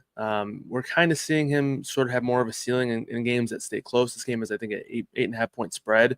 So not necessarily guaranteed to stay close, but, it's not one of those 14, 15 point spreads here. So Ja could play 33, 34 plus minutes if the game stays close. So those are probably my top 2 favorite spend up options.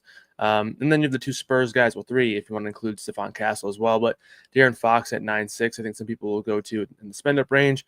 Then Chris Paul, who I think a lot of people are going to play tonight as one of the mid-range kind of cash type plays, 5-9.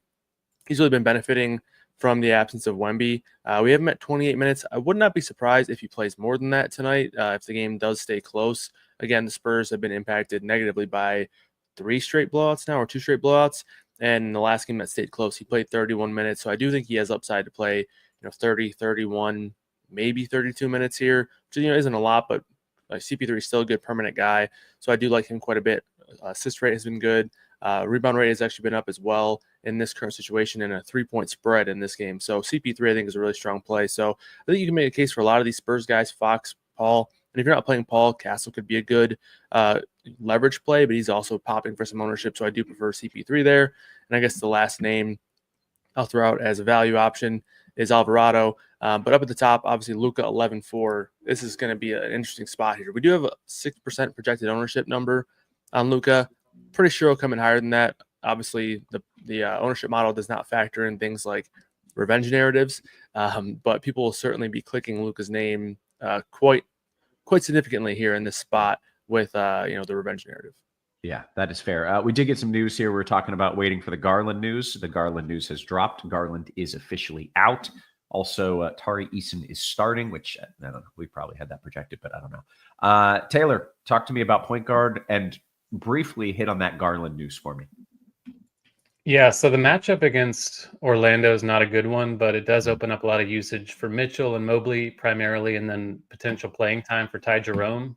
Jerome's a bit priced up on FanDuel at 5-4, but he's had a pretty huge ceiling. regardless of guys missing from the lineup. So I do still think he's playable, even on FanDuel. Not a priority, probably. I think Pritchard might be a bit of a better play at 5.7. So I'm okay with that.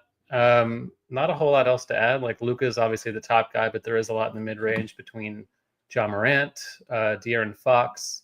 Then once you go down a bit further, Chris Paul, Luka Doncic, Jose Alvarado, Pajemski, I don't mind in tournaments. And then Derek White, also pretty good tournament play with Holiday and Horford out. Taylor, where do you stand on the Luka thing? Because like you mentioned, or I think like Kyle mentioned, he's not shown the ceiling that he had when it was just him in Dallas tearing it up. Now he's got LeBron with him. But is this a narrative over numbers spot for you? It's mainly a scary fade, like especially on DK where he's 10.5. He's just underpriced for what he usually would be. He hasn't been himself except for the last game. We saw some ceiling finally. Like maybe he's getting a bit more comfortable. The matchup tonight's a good one against Dallas. They have no rim protection, really no amazing wing defenders to begin with. So it's a bigger discussion on FanDuel where he's 11.4, and there is all this stuff in the mid range. Like Morant would be the standout for me, I think. But it's hard to fade on DK, especially in the last game of the night. If you're sitting there and you're watching all these Luka lineups catch up to you, it's not going to be a fun night. Yeah. Okay. Good stuff. I guess that takes us to shooting guard. Yeah. So we got some Memphis stuff here. That game against Phoenix has a super high total. We're seeing big minutes for both Morant and Desmond Bane. Bane's just a very strong play on FanDuel where you can play him at guard or forward. Vince Williams also going to be mega chalk on this slate, it looks like, on both sites, which is not something I'm super eager to lean into, but he's 4K on FanDuel, guard forward as well. Minutes have been coming up, so I'm okay with it. Bradley Beal back in the starting lineup for Phoenix. Pretty good play in the mid-range, 7.1. Better, another play who's probably better on DK at 6.4. And the Van Vliet news, I think, does make Jalen Green stand out a lot more than he was originally. Just he and Amen are going to have the ball in their hands a ton. Milwaukee struggles against high usage guards like Jalen Green. So I do think it's a very strong spot for him. Interested to see where the ownership lands in light of that kind of late news. And then Mitchell, I do think, is a lot more intriguing now that Garland is out. He's a bit pricey relative to some of the other ones like Bane, but certainly a ceiling there worth chasing. Okay. Good stuff. Kyle, your thoughts at shooting guard? Yeah, I like the Bane call quite a bit. Price on FanDuel is pretty good here at 7.6. He hasn't really shown like a massive, ceiling game in a while. Last time he went over 50 was on January 17th, but he's been super consistent, and a lot of that has been because of his ability to put up stats in other categories like rebounding and assists. I mean, the way he's been trending, I think he's going to pop for a triple-double at some point this year by the end of the season. So not necessarily a guy who in the past has done that. He might have 0 triple-doubles in his career, but the way he's been putting up his rebound and assist numbers, those rates look really good right now. So you can definitely count on some consistency there, and then hope that he gets hot from 3-point range, or just get hot from scoring in general. But Bane, I do like quite a bit, and to Taylor's point, he's been playing some solid minutes here, especially in these close games. So obviously, when you're playing these Memphis guys, you need the game to stay close. And I don't know if you necessarily want to play anybody on the Phoenix side, but just playing those guys and hope that game stays close to kind of optimize their minutes there. But Booker also looks okay. We have him for 38 minutes. I think that's a good number. If this game, again, stays close, these Phoenix guys are also going to play a ton of minutes. So I do think that there could be somewhat of a stack here with these guys, just because in close games, these guys just play massive minutes, especially the Phoenix guys. We're going to see Beal play 35, 36 minutes. Booker and Durant both play 37, 38 plus minutes. So I don't think that's a spot where you can rule out a correlation stack there. But in terms of some other optimal plays, shooting guard kind of a weak position. So if you wanted to spend down a little bit, you have Stephon Castle here. Probably not loving to play him and CP3 together. It's just, I know it's only like a 7-game slate, but I still think you can find better duos and better pairings there. McCollum at 7.4. Taylor mentioned Jalen Green. I like that call as well. He's going to look even better with no Van Vliet now. So hopefully that ownership stays down, which it definitely could. So Green could be a guy who's improving based on his environment and his situation, but the ownership's not necessarily following. So I like him quite a bit as well. And then Vince Williams, if you're looking for a salary play, I know Taylor has him tagged 4K over on FanDuel. You can play him at shooting guard or small forward. But he's been a guy who's consistently seeing more minutes. I don't think we're going to see him pop and play like 28, 30 minutes anytime soon. It's just a really deep Memphis team, and they're easing him back in, but he's been a good permanent option. So if you can get 20 to 24 points from him, obviously you'll take that as just purely a punt option there at 4K. Okay, good stuff. How about small forward? Yeah, so I mentioned Kevin Durant here, 9.5. Obviously, you're probably not playing him and Booker together, but if you wanted to play one of those two and then one of the Memphis options, I do think that's a pretty interesting stack here on FanDuel. It looks like Chop has KD tagged again. He's just a guy who can play massive minutes in a close game. Memphis plays really fast. They are a good defensive team, but they're also top 10 in terms of pace, so it's kind of still a pretty positive matchup there. PJ Washington at 7,400 with essentially a small Dallas team. His rebounding numbers have looked really solid, so this could be a spot for him to easily play against a Lakers team that could also go very small here with obviously Dorian Finney-Smith and Jared Vanderbilt, guys like that, and instead of going with a center. So PJ Washington could really have a good rebounding game here at 7.4, so I like him. If you're not playing Luka, I think it makes sense to have some interest in LeBron at 10.3. Some other guys that I like, Trey Murphy, Devin Booker I already talked about on the shooting guard side, Jimmy Butler at 3,100 as well, and then again Vince Williams at 4K. Last name Keldon Johnson, him for 24 minutes, 5K.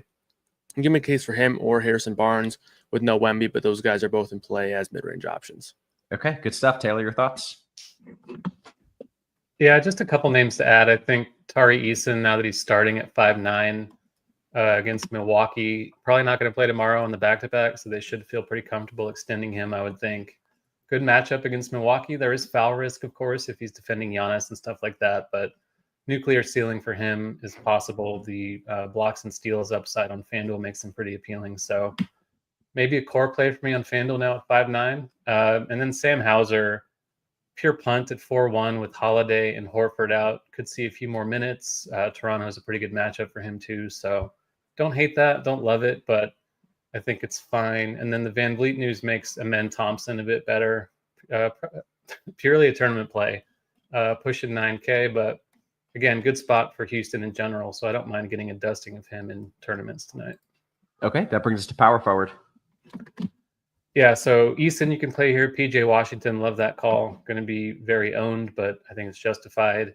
Trey Murphy, similar story, playing huge minutes for the Pelicans against San Antonio. Good spot for them. And then Zion on the high end. Not small forward eligible on FanDuel, but still 9.2. Even in limited minutes, we've seen ceiling from him. Maybe the minutes come up a bit at some point. Could be tonight. Who knows? And then if you're looking for something cheaper, Kelly Olynyk has started both of his games for New Orleans so far, assuming that'll be the case again tonight. Always been a good per minute guy, still under 5K, so I like that quite a bit. Jabari Smith was like mega chalk in the last game he played, and he was horrible in that game. I don't know if he scored a single point, but decent enough spot again tonight. Still only 5-1 on FanDuel. Even if he's not starting, I still think he's got minutes upside off the bench. We got Hauser officially starting, so that makes me feel better about him. And I echo the sentiment about Keldon. I think he's a pretty good tournament play too in the 5K range. Yeah. Okay. Then I believe that brings us to power forward. Or did you that was power forward. Sorry. Kyle, power forward. Yeah, so up top, the guys that I like here, KD, who I've talked about a couple times, Jaren Jackson Jr., Zion Williamson, who Chop was kind of hyping up a little bit before he got off there. Again, LeBron. And then if you want to go down the board a little bit, I do like Porzingis here in this spot. No Holiday, no Al Horford. Again, like I do prefer to play Porzingis specifically and a lot of Celtics guys in games I really think will be close. This game is an 11-point spread with Boston on the road, so that spread would probably be even wider if it was a home game. So obviously Boston can go in there and blow out this Raptors team, and it wouldn't be too surprising. But if this game does stay close and we see Porzingis for 31, 32-plus minutes, I think he's a strong play there at 7-9. PJ Washington, I like the Tari Eason call as well. A couple other names that I'll add on. Santi Aldama at 5'6". Again, I'm mentioning a lot of guys in this Memphis and Phoenix game. I didn't necessarily – obviously, I knew that I liked to pair some of these guys up, but I'm starting to realize that I'm liking this game even more than I thought coming into the show. So, again, you can throw Aldama in there as a mid-range value type option as well. And then another spend down option, Kelly Olynyk here, who's been starting and playing about 24, 25 minutes, played 25 minutes last game against this same Spurs team and had 35 FanDuel points. Obviously, we know he's been a good permanent guy pretty much his entire career. And we've seen a lot of bigs really get after this Spurs team, even with Wemby there. So obviously with Wemby gone, now it's an even better matchup for a lot of these bigs. So I do like Kelly Olynyk there at 4.8 over on FanDuel. Okay, how about center? Yeah, center is a pretty interesting position as well. A lot of these power forwards also carry over. Şengün's really the only center-only option that stands out. I guess Mark Williams as well in terms of spend-up options or mid-range options. But forgot to mention Evan Mobley as well. Brutal game environment for Cleveland and Orlando, right? Two teams that play really good defense. Cleveland's playing a little bit faster this year, but Orlando is still playing extremely slow, like probably the worst team you can want to play if you're looking to put up production there. But with no Darius Garland, Mobley's rates go up pretty much across the board offensively. So I do like Mobley there at 8.8, especially as a contrarian play. We have him for sub 1% projected ownership. It's probably going to be a little bit higher than that over on FanDuel, but I don't think we see him getting more than like 4 or 5%. So you can easily, you can double his exposure there just at 10% or so. So I like Mobley quite a bit. Olynyk, I mentioned a couple of value center only options. Zach Edey, we saw play a few extra minutes there last game with Jaren Jackson in foul trouble. So you might want to set a rule there to not have both these guys in the lineup at the same time. They can definitely play minutes together. They just seem to not do it all that often. So in a game where Jaren Jackson does get into foul trouble, Edey will definitely benefit. Could see that happen tonight with Kevin Durant on the other side. So I don't mind having a little bit of Zach Edey tonight as well. Okay, Taylor, your thoughts at center? Yeah, it's really not great. So paying down looks like a viable route on FanDuel. I think Orlando Robinson still only 4K, assuming he's going to start with Pirtle still out. Minutes are pretty volatile, and the matchup's really brutal against Boston, but he's cheap. He's okay per minute, and punting it, I think, is perfectly fine tonight. I like the Şengün call, Jaren Jackson at the top. I think Porzingis you can throw into that mix as well, under 8K on FanDuel. Olynyk, Nick Richards, Wendell Carter, I think, is still playable. Again, another brutal spot for him against Cleveland, but they're going to need his size. He's been starting and playing around 30 minutes, so I think you can still do worse than Carter at 5.3. Okay, good stuff, guys. We want to kick it to DK before we do that. I appreciate you hitting the thumbs up because you did something for me. I'm going to do something for you. We've got a great deal for you. Limited time here. You get your first month of Combo Pro for $79.99. That's $15 more than PGA Premium. It's $5 more than NBA Premium. It is a fantastic deal. We've got it going on right now at RotoGrinders. So make sure you're signing up. We shall boot things over to DraftKings. And Taylor, I think you get to start things off at point over there. Yeah, so the Garland thing's pretty big. Mitchell's only 8.2 over here. Pretty good value on him. Don't mind the spot against Orlando necessarily. And then Jerome is 4.7, so still cheap. Probably not going to start. I think we might have the news on the starters already, not sure, but don't expect him to be in it, but I would still play him. The minutes are pretty safe off the bench. Pritchard at 5.2, still love on DK as well. Luka, obviously, we talked about at length at 10.5, underpriced on DK. The mid-range in general is kind of good, like Alvarado at 5.5, Pajemski at 5.9 has been playing very well lately in a starting role. Chris Paul is okay, maybe more of a tournament guy in that same range. And then De'Aaron Fox, still only 8.7, getting all the usage without Wemby, facing New Orleans again. Ownership should be down after he kind of sucked in the last game. And with everyone playing Luka, don't really think he's going to be super popular. So I'm happy to go back to the well. And it's nice that he's shooting guard eligible on DK. Yeah, love that play. All right, Kyle, your thoughts at point? Yeah, I like the Fox call. Obviously, if you're spending up, I think Luka is going to be a priority for a lot of people over on DraftKings with that, pretty massive price difference. Only 10.5 on DraftKings. He has the best RG value projection of any point guard on the slate. So going to be a popular option. And the thing about Luka is his usage has been good.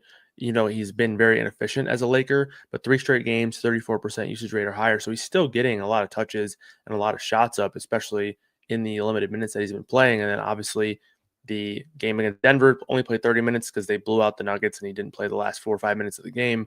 So if you're projecting him for 34, 35 minutes in a game where he has added incentives to play and added incentives to have more usage, he's going to be one of the top plays for sure, especially on DraftKings. Like the Fox call, Donovan Mitchell, I mentioned that Cleveland and Orlando game.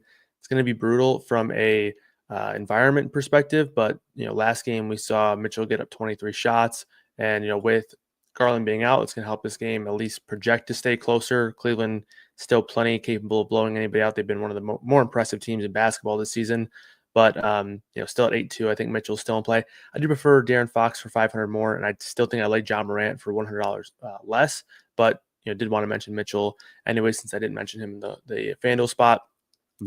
Devin Booker, I like him as a contrarian option, and then for value guys, Jose Alvarado, Pajemski, Chris Paul again, Peyton Pritchard here at 5-2, I like quite a bit, and then Ty Jerome as well. I don't think he'll start in this spot, but 24 minutes is where we have him projected.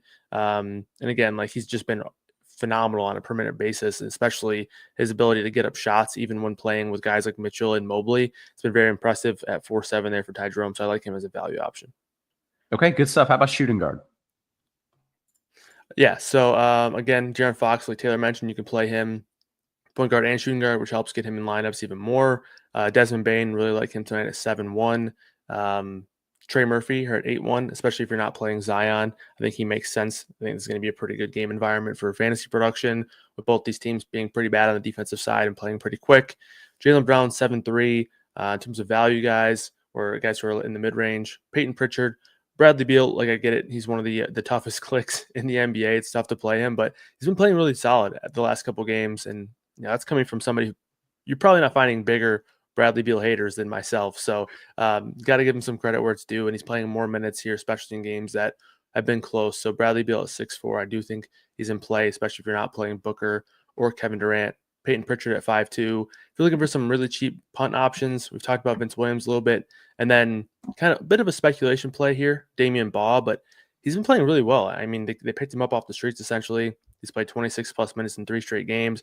You kind of need the game to not stay close if he's going to play, upwards of 25, 26 minutes with his current situation. But I do believe this game is like a 15, 16, 17 and a half point spread now. So you can kind of count on a blowout there, or at least, in a reasonable amount of times this game runs out, you can count on a blowout. So Damian Baugh at 3,600 is one of those guys who he might be better than he even projects right now because of that blowout. So I'm seeing his minutes over the last 3 games, 26, 32, 27. Yeah. Were those because of blowouts, or is that just his minutes now? Or he's only getting those minutes because those are also blowouts, which they were? A couple of them were blowouts, and then also injury spots. Like I believe LaMelo Ball was out for one of those games. I think the Orlando game. It's kind of strange because like he didn't play in the Portland game, which was really odd, or at least unless I'm just misremembering that. But so we have for 25 minutes here in the current spot with all the guys out for Charlotte, and then if the game blows out, you could easily see him play 26 to 28 minutes. Okay, good stuff. I think that brings us to Taylor's thoughts at shooting guard. Yeah, I do think Baugh is a pretty good play. There is risk, of course. Like Kyle said, he didn't play in one of these games, so I guess you never know what's going to happen necessarily. But with LaMelo out, I feel like he's a pretty safe bet to play, and the blowout angle makes sense too. So I agree on that one. I agree on everything. Like Bane looks like a great play at 7-1 on DK, underpriced for the minutes he's playing. Beal at 6-4, Pajemski, a lot of the guys we've talked about already. Still love Jalen Green, just a 7,300 on DK, good spot for him. Max Strus, I don't hate as a kind of cheap play for Cleveland now without Garland in there, more usage to go around for pretty much everybody. Jaylen Brown as well, 7,700 guard forward.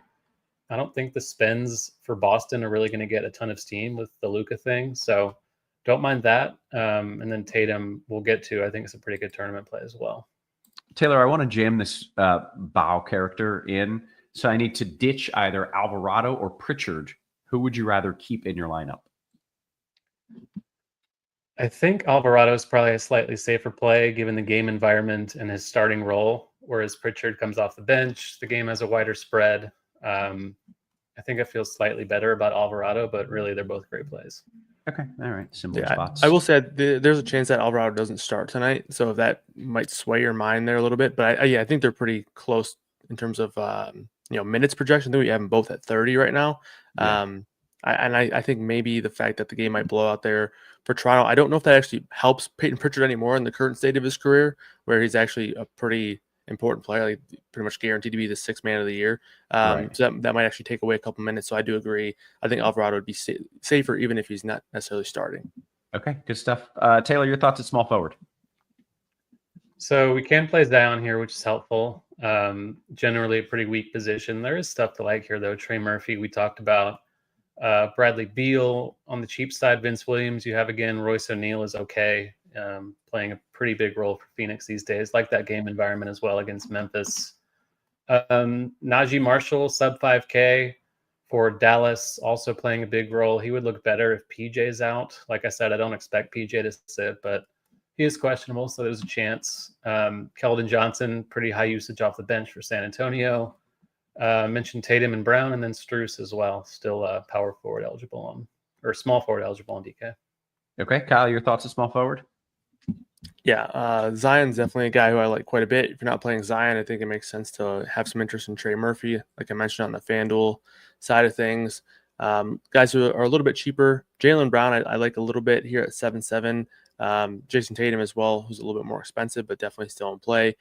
Bradley Beal, touched on him a couple times. Amin Thompson, I didn't really think it was going to be a problem with his minutes. Obviously, he's just been so good, so I think he's just – and they can play him at the 1, the 2, the 3, or the 4, so it's just so easy to get him run. But now that Van Vliet is out once again, definitely no concerns there at all about his minutes. Game with a 2-point spread, 2.5-point spread, should play massive minutes, could easily play 40 minutes. Nobody would really blink an eye there. So I like Amin Thompson as a contrarian option at 8-4. Royce O'Neal at 4-8. We've seen, a little bit of kind of weird stuff in their rotation with guys like, Grayson Allen sometimes playing more minutes than Royce O'Neal. Tyus Jones has been up and down minutes-wise. So the back end of these Phoenix rotation has been tough to project. But if we do see Royce O'Neal play 28 to 29 minutes, Royce O'Neal I think is a good play at 4-8. Vince Williams, talked about him a couple times at 3,600. Sam Hauser starting 3,900. And he's a guy that could play in a little bit of a blowout. I don't think he'll necessarily play the entire game if, let's say the fourth quarter is a blowout, but they'll let him play out there a little bit longer than obviously some of their vets there. So Sam Hauser at 3,900, I don't mind either. Can we talk a bit more about Vince Williams here? We got a question about it. The question was, why are we liking him? He's the highest P own that we've got at the spot. Do we feel comfortable here, Kyle? I mean, if you're talking strictly price, I think that I'd like Baugh more for the ceiling, but from a medium perspective, like if you play Baugh and he plays 8 minutes, I wouldn't be all that surprised. Vince Williams is in a pretty clear minutes window right now. It seems to be like 18 to 20 minutes. And this is a guy that they want to have in the rotation more. They're just being careful with him. So you can kind of count, at least in my opinion, on 18 to 20 minutes here. And the fact that he is so cheap, 3,600, does open up some things. And really, it's just not a slate with a ton of overwhelming value. So when you look at guys who are under 4K, I mean, at least off the top of my head, those are really the only two that I can think of, unless you want to, play Keita there for Boston at the center position. But again, that's locking up the center position on DraftKings. So there's just not a lot of guys under 4K. Like I said, I do prefer Baugh. I'm okay with the risk there of him potentially not even playing. Like, for example, in that Portland game a few days ago, they lost by 60 points and he didn't touch the floor. Like, it was a great game for them to play guys like that, and he didn't play. So there's a lot of risk there. But Vince Williams, you kind of know he's going to play 18 to 20 minutes. Yeah. Okay. Good notes. I think that takes us to Taylor's thoughts as small forward. He's looking. I did small forward. Dang it, I'm sorry. I'm trying to build lineups here, and I'm not doing a good job of it. Okay, that means we're going to power forward. Thank you, Steve. Thank you for paying attention. Kyle, your thoughts at power forward?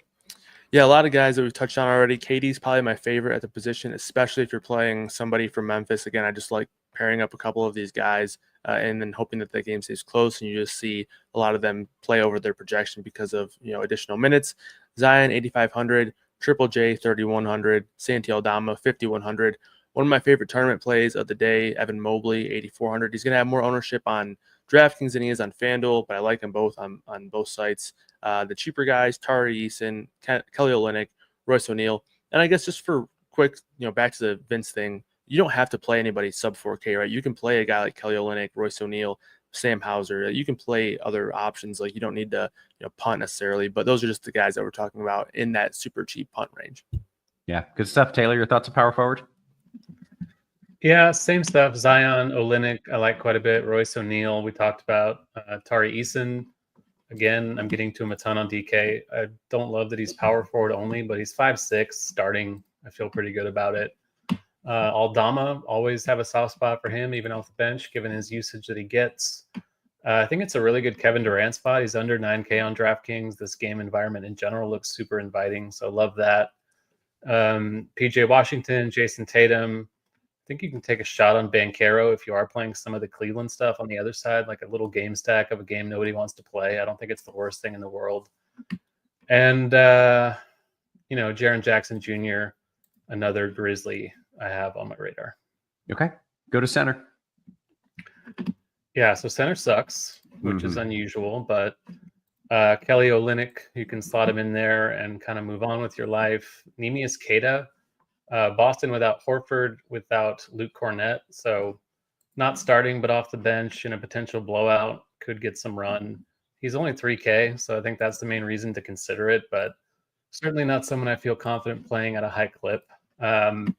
Orlando Robinson, we talked about, he's okay. Biyombo, I guess, in tournaments with San Antonio's mess of a center rotation right now, but hard to feel good about that. I think my favorite play here is going to be Jared Allen against Orlando without Garland. Should see a bit more usage. I think 6.2 is a really good price tag on him, so I don't mind landing on him kind of in the mid-range there. Okay. Kyle, your thoughts at center? Anything interesting, or you're in the same kind of meh spot?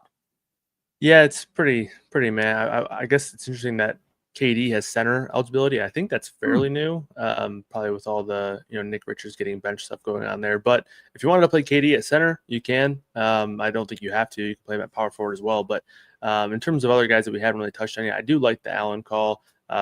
If you're not playing Mobley, obviously I definitely don't want to play both of those guys together. But if you want to bank on this game staying close, which definitely could, both those Cleveland guys, especially Allen, will probably look good minutes wise. Cato was the one guy that I kind of touched on a little bit. We have him for 19 minutes. He's probably going to project pretty well if you're looking at him on a permanent basis. I think if he plays 17, 18, 19 minutes, he could definitely get there from a value perspective, considering he's only 3K. But again, a lot of risk there. But he could also pick up some extra minutes and a blowout. So I do think that he's a guy at least in consideration there. Zach Edey, I touched on FanDuel. Yusuf Nurkic, he played 26 minutes last game in a game that also blew out. So I don't think he's going to be a guy who's going to play 32 minutes. But if he's going to play 24 minutes or even have that upside, he's going to be a really strong play as well. And again, that was in a game that blew out. So he didn't play the last 6 minutes of the game, still played 26 minutes. Even if he plays 23, 24 at 5K, he can get there. Could easily get played off the floor in a matchup against Washington or the Warriors as well. But at 5K, figured I would mention him after the big game last night. Okay. Good stuff, guys. We've got about 5 minutes here until we hit lock. That's the perfect amount of time to take some QQs. I'm starting in the Discord with the exception of for Tyler, who asked very nicely. He said, I'm running late today, Taylor. Can you give me a DK core recap, please? Thank you. And when you ask nicely like that, we're going to do it. Taylor, can you give him a core over there on DK? Yeah, you're probably going to want to play Luka. Not even narrative based. He's just 10-5. It's a good spot against Dallas. He's going to be super popular. I think fading him obviously gives you an edge if it tanks, but I'll probably just play him and kind of eat that chalk. For me, Tari Eason is someone that grades out really well at 5.6. I mentioned Jared Allen filling a center spot. Desmond Bane at 7.1 is someone I'm getting to a ton. Vince Williams, if you need a punt, is fine. And then Ty Jerome, I think, looks pretty good as a value play too. Good stuff. Jumping into the old Discord here, Kyle Ramazan says DK GPP, PJ Washington and Olynyk, that's assuming PJ plays, or Şengün and Hauser. I think I prefer the Washington and Olynyk side. Olynyk's one of my favorite values on the board. So obviously, if Washington plays, I'll take that side. Great. Right back to you here, Kyle. D-Rock says DK GPP, large field, Olynyk, Biyombo, or Mogbo. Got a lot of bows. Yeah. Mogbo is starting, so I think he's fine, but it's going to be Olynyk pretty easily there for me. Great. Okay. Taylor, to you, DK GPP, O'Neal, or Strus? I'll still side with O'Neal. I just prefer the game environment. Another one for you here, Taylor. Bazinga says DK GPP, Hauser, or Bow at around the same price. I think Hauser is probably the much safer play, so I'll lean that way. I feel like we just did this. No, this is a different one. DK Cash, Kyle, O'Neal, or Olynyk? Olynyk for me. Okay. DK Cash, another one, Kyle. This appears to be a 3v3. Jerome, Beal, Olynyk, or Vince Williams, Jalen Green, and Royce. It's going to be the first one for me. I'm pretty sure that the first trio are currently all in the optimal for us. So, yeah, I'll go with that first trio. There you go. Taylor, DKGPP question from Luke. PJ Washington versus Jalen Green. I liked the argument that was made for Jalen Green earlier in the show, but I like PJ Washington as well. So I like this question. Yeah, again, I think PJ would be the safer one. So if you're a little risk averse, that's where I'd go. But I think Green might have the higher ceiling. So kind of depends on the rest of your build. I would lean Washington, but both look good. Taylor Aside says, is fading Luka a death sentence in FanDuel cash? And I feel like it is not. He's only he's not very high owned, right? On FanDuel. Yeah, ownership can't really account for the narrative stuff. So he'll probably be pretty owned still, but he is more expensive there. I don't think he's a total must. I would still lean toward playing him though. Yeah. Okay. Let's see what else we've got. DK, we'll call it a GPP, though he didn't specify. AK Boy says Mobley or Zion, Kyle. Mobley or Zion? I'm going to take Zion, although I do like Mobley quite a bit, but I'll still take Zion there. I'm going to read this question just as written from Jim, Kyle. Thoughts on Messi, Bismack, Heald, O'Neal for value? And would you pivot to Curry from Doncic on DK? Missy, Big Mac, Bismack, and who? Yeah, Big Mac. It was Messi, Bismack, Heald, and O'Neal. I like O'Neal the most out of those value options, and no, I would not go. I would say on Luka. I prefer Luka over Curry. I forget how the question was worded, but I like Luka more. Okay, great. GPP is not a question, just a statement. GPP, Carlo Matkovic. Super thin. Yeah. Okay. All right. It's like a 1 in 150 type of dart throw. Mm-hmm. All right. Let's see. FanDuel single entry from Judy Taylor. You like Wagner or Boncaro or neither? I always choose the wrong one. Don't ask me, Taylor. Wagner or Boncaro? Yeah, they always grade out very similarly. I think Wagner's the steadier play generally, so I'd lean that way. Okay. The other option was neither. And I think, are they playing the Cavs or they're playing somebody? So neither is certainly a compelling side. Yeah. I think Mobley in the same range. I don't know what position you're looking at, but Mobley is someone I'd like quite a bit. Kyle, less than a minute until lock. Mitchell and Rui or Alvarado and Amen? DK cash question, Kyle. I'll take the Amen side. Okay, great. Back to you, Kyle. Triple J and Spurs Johnson or Eason Bain? Eason Bain. Very good. Back to you, Taylor. Favorite pay up in a FanDuel GPP other than Luka? Let's see what I like over there. I think it's John Morant for me. Very nice. Guess what, gentlemen? We have done the things. We have hit the lock. We gave out the plays. We answered some questions. I did get one more question here on DK, Kyle, LeBron or Tatum for you? If you're not playing Luka, then it's LeBron. If you are playing Luka, I'll probably go Tatum. Yeah. Okay. Good stuff. Guys, I think it is time to clear on out. So for Kyle, for Taylor, for our wonderful production crew, always working hard behind the scenes, guys, we appreciate you. We love you. We will catch you tomorrow. You have been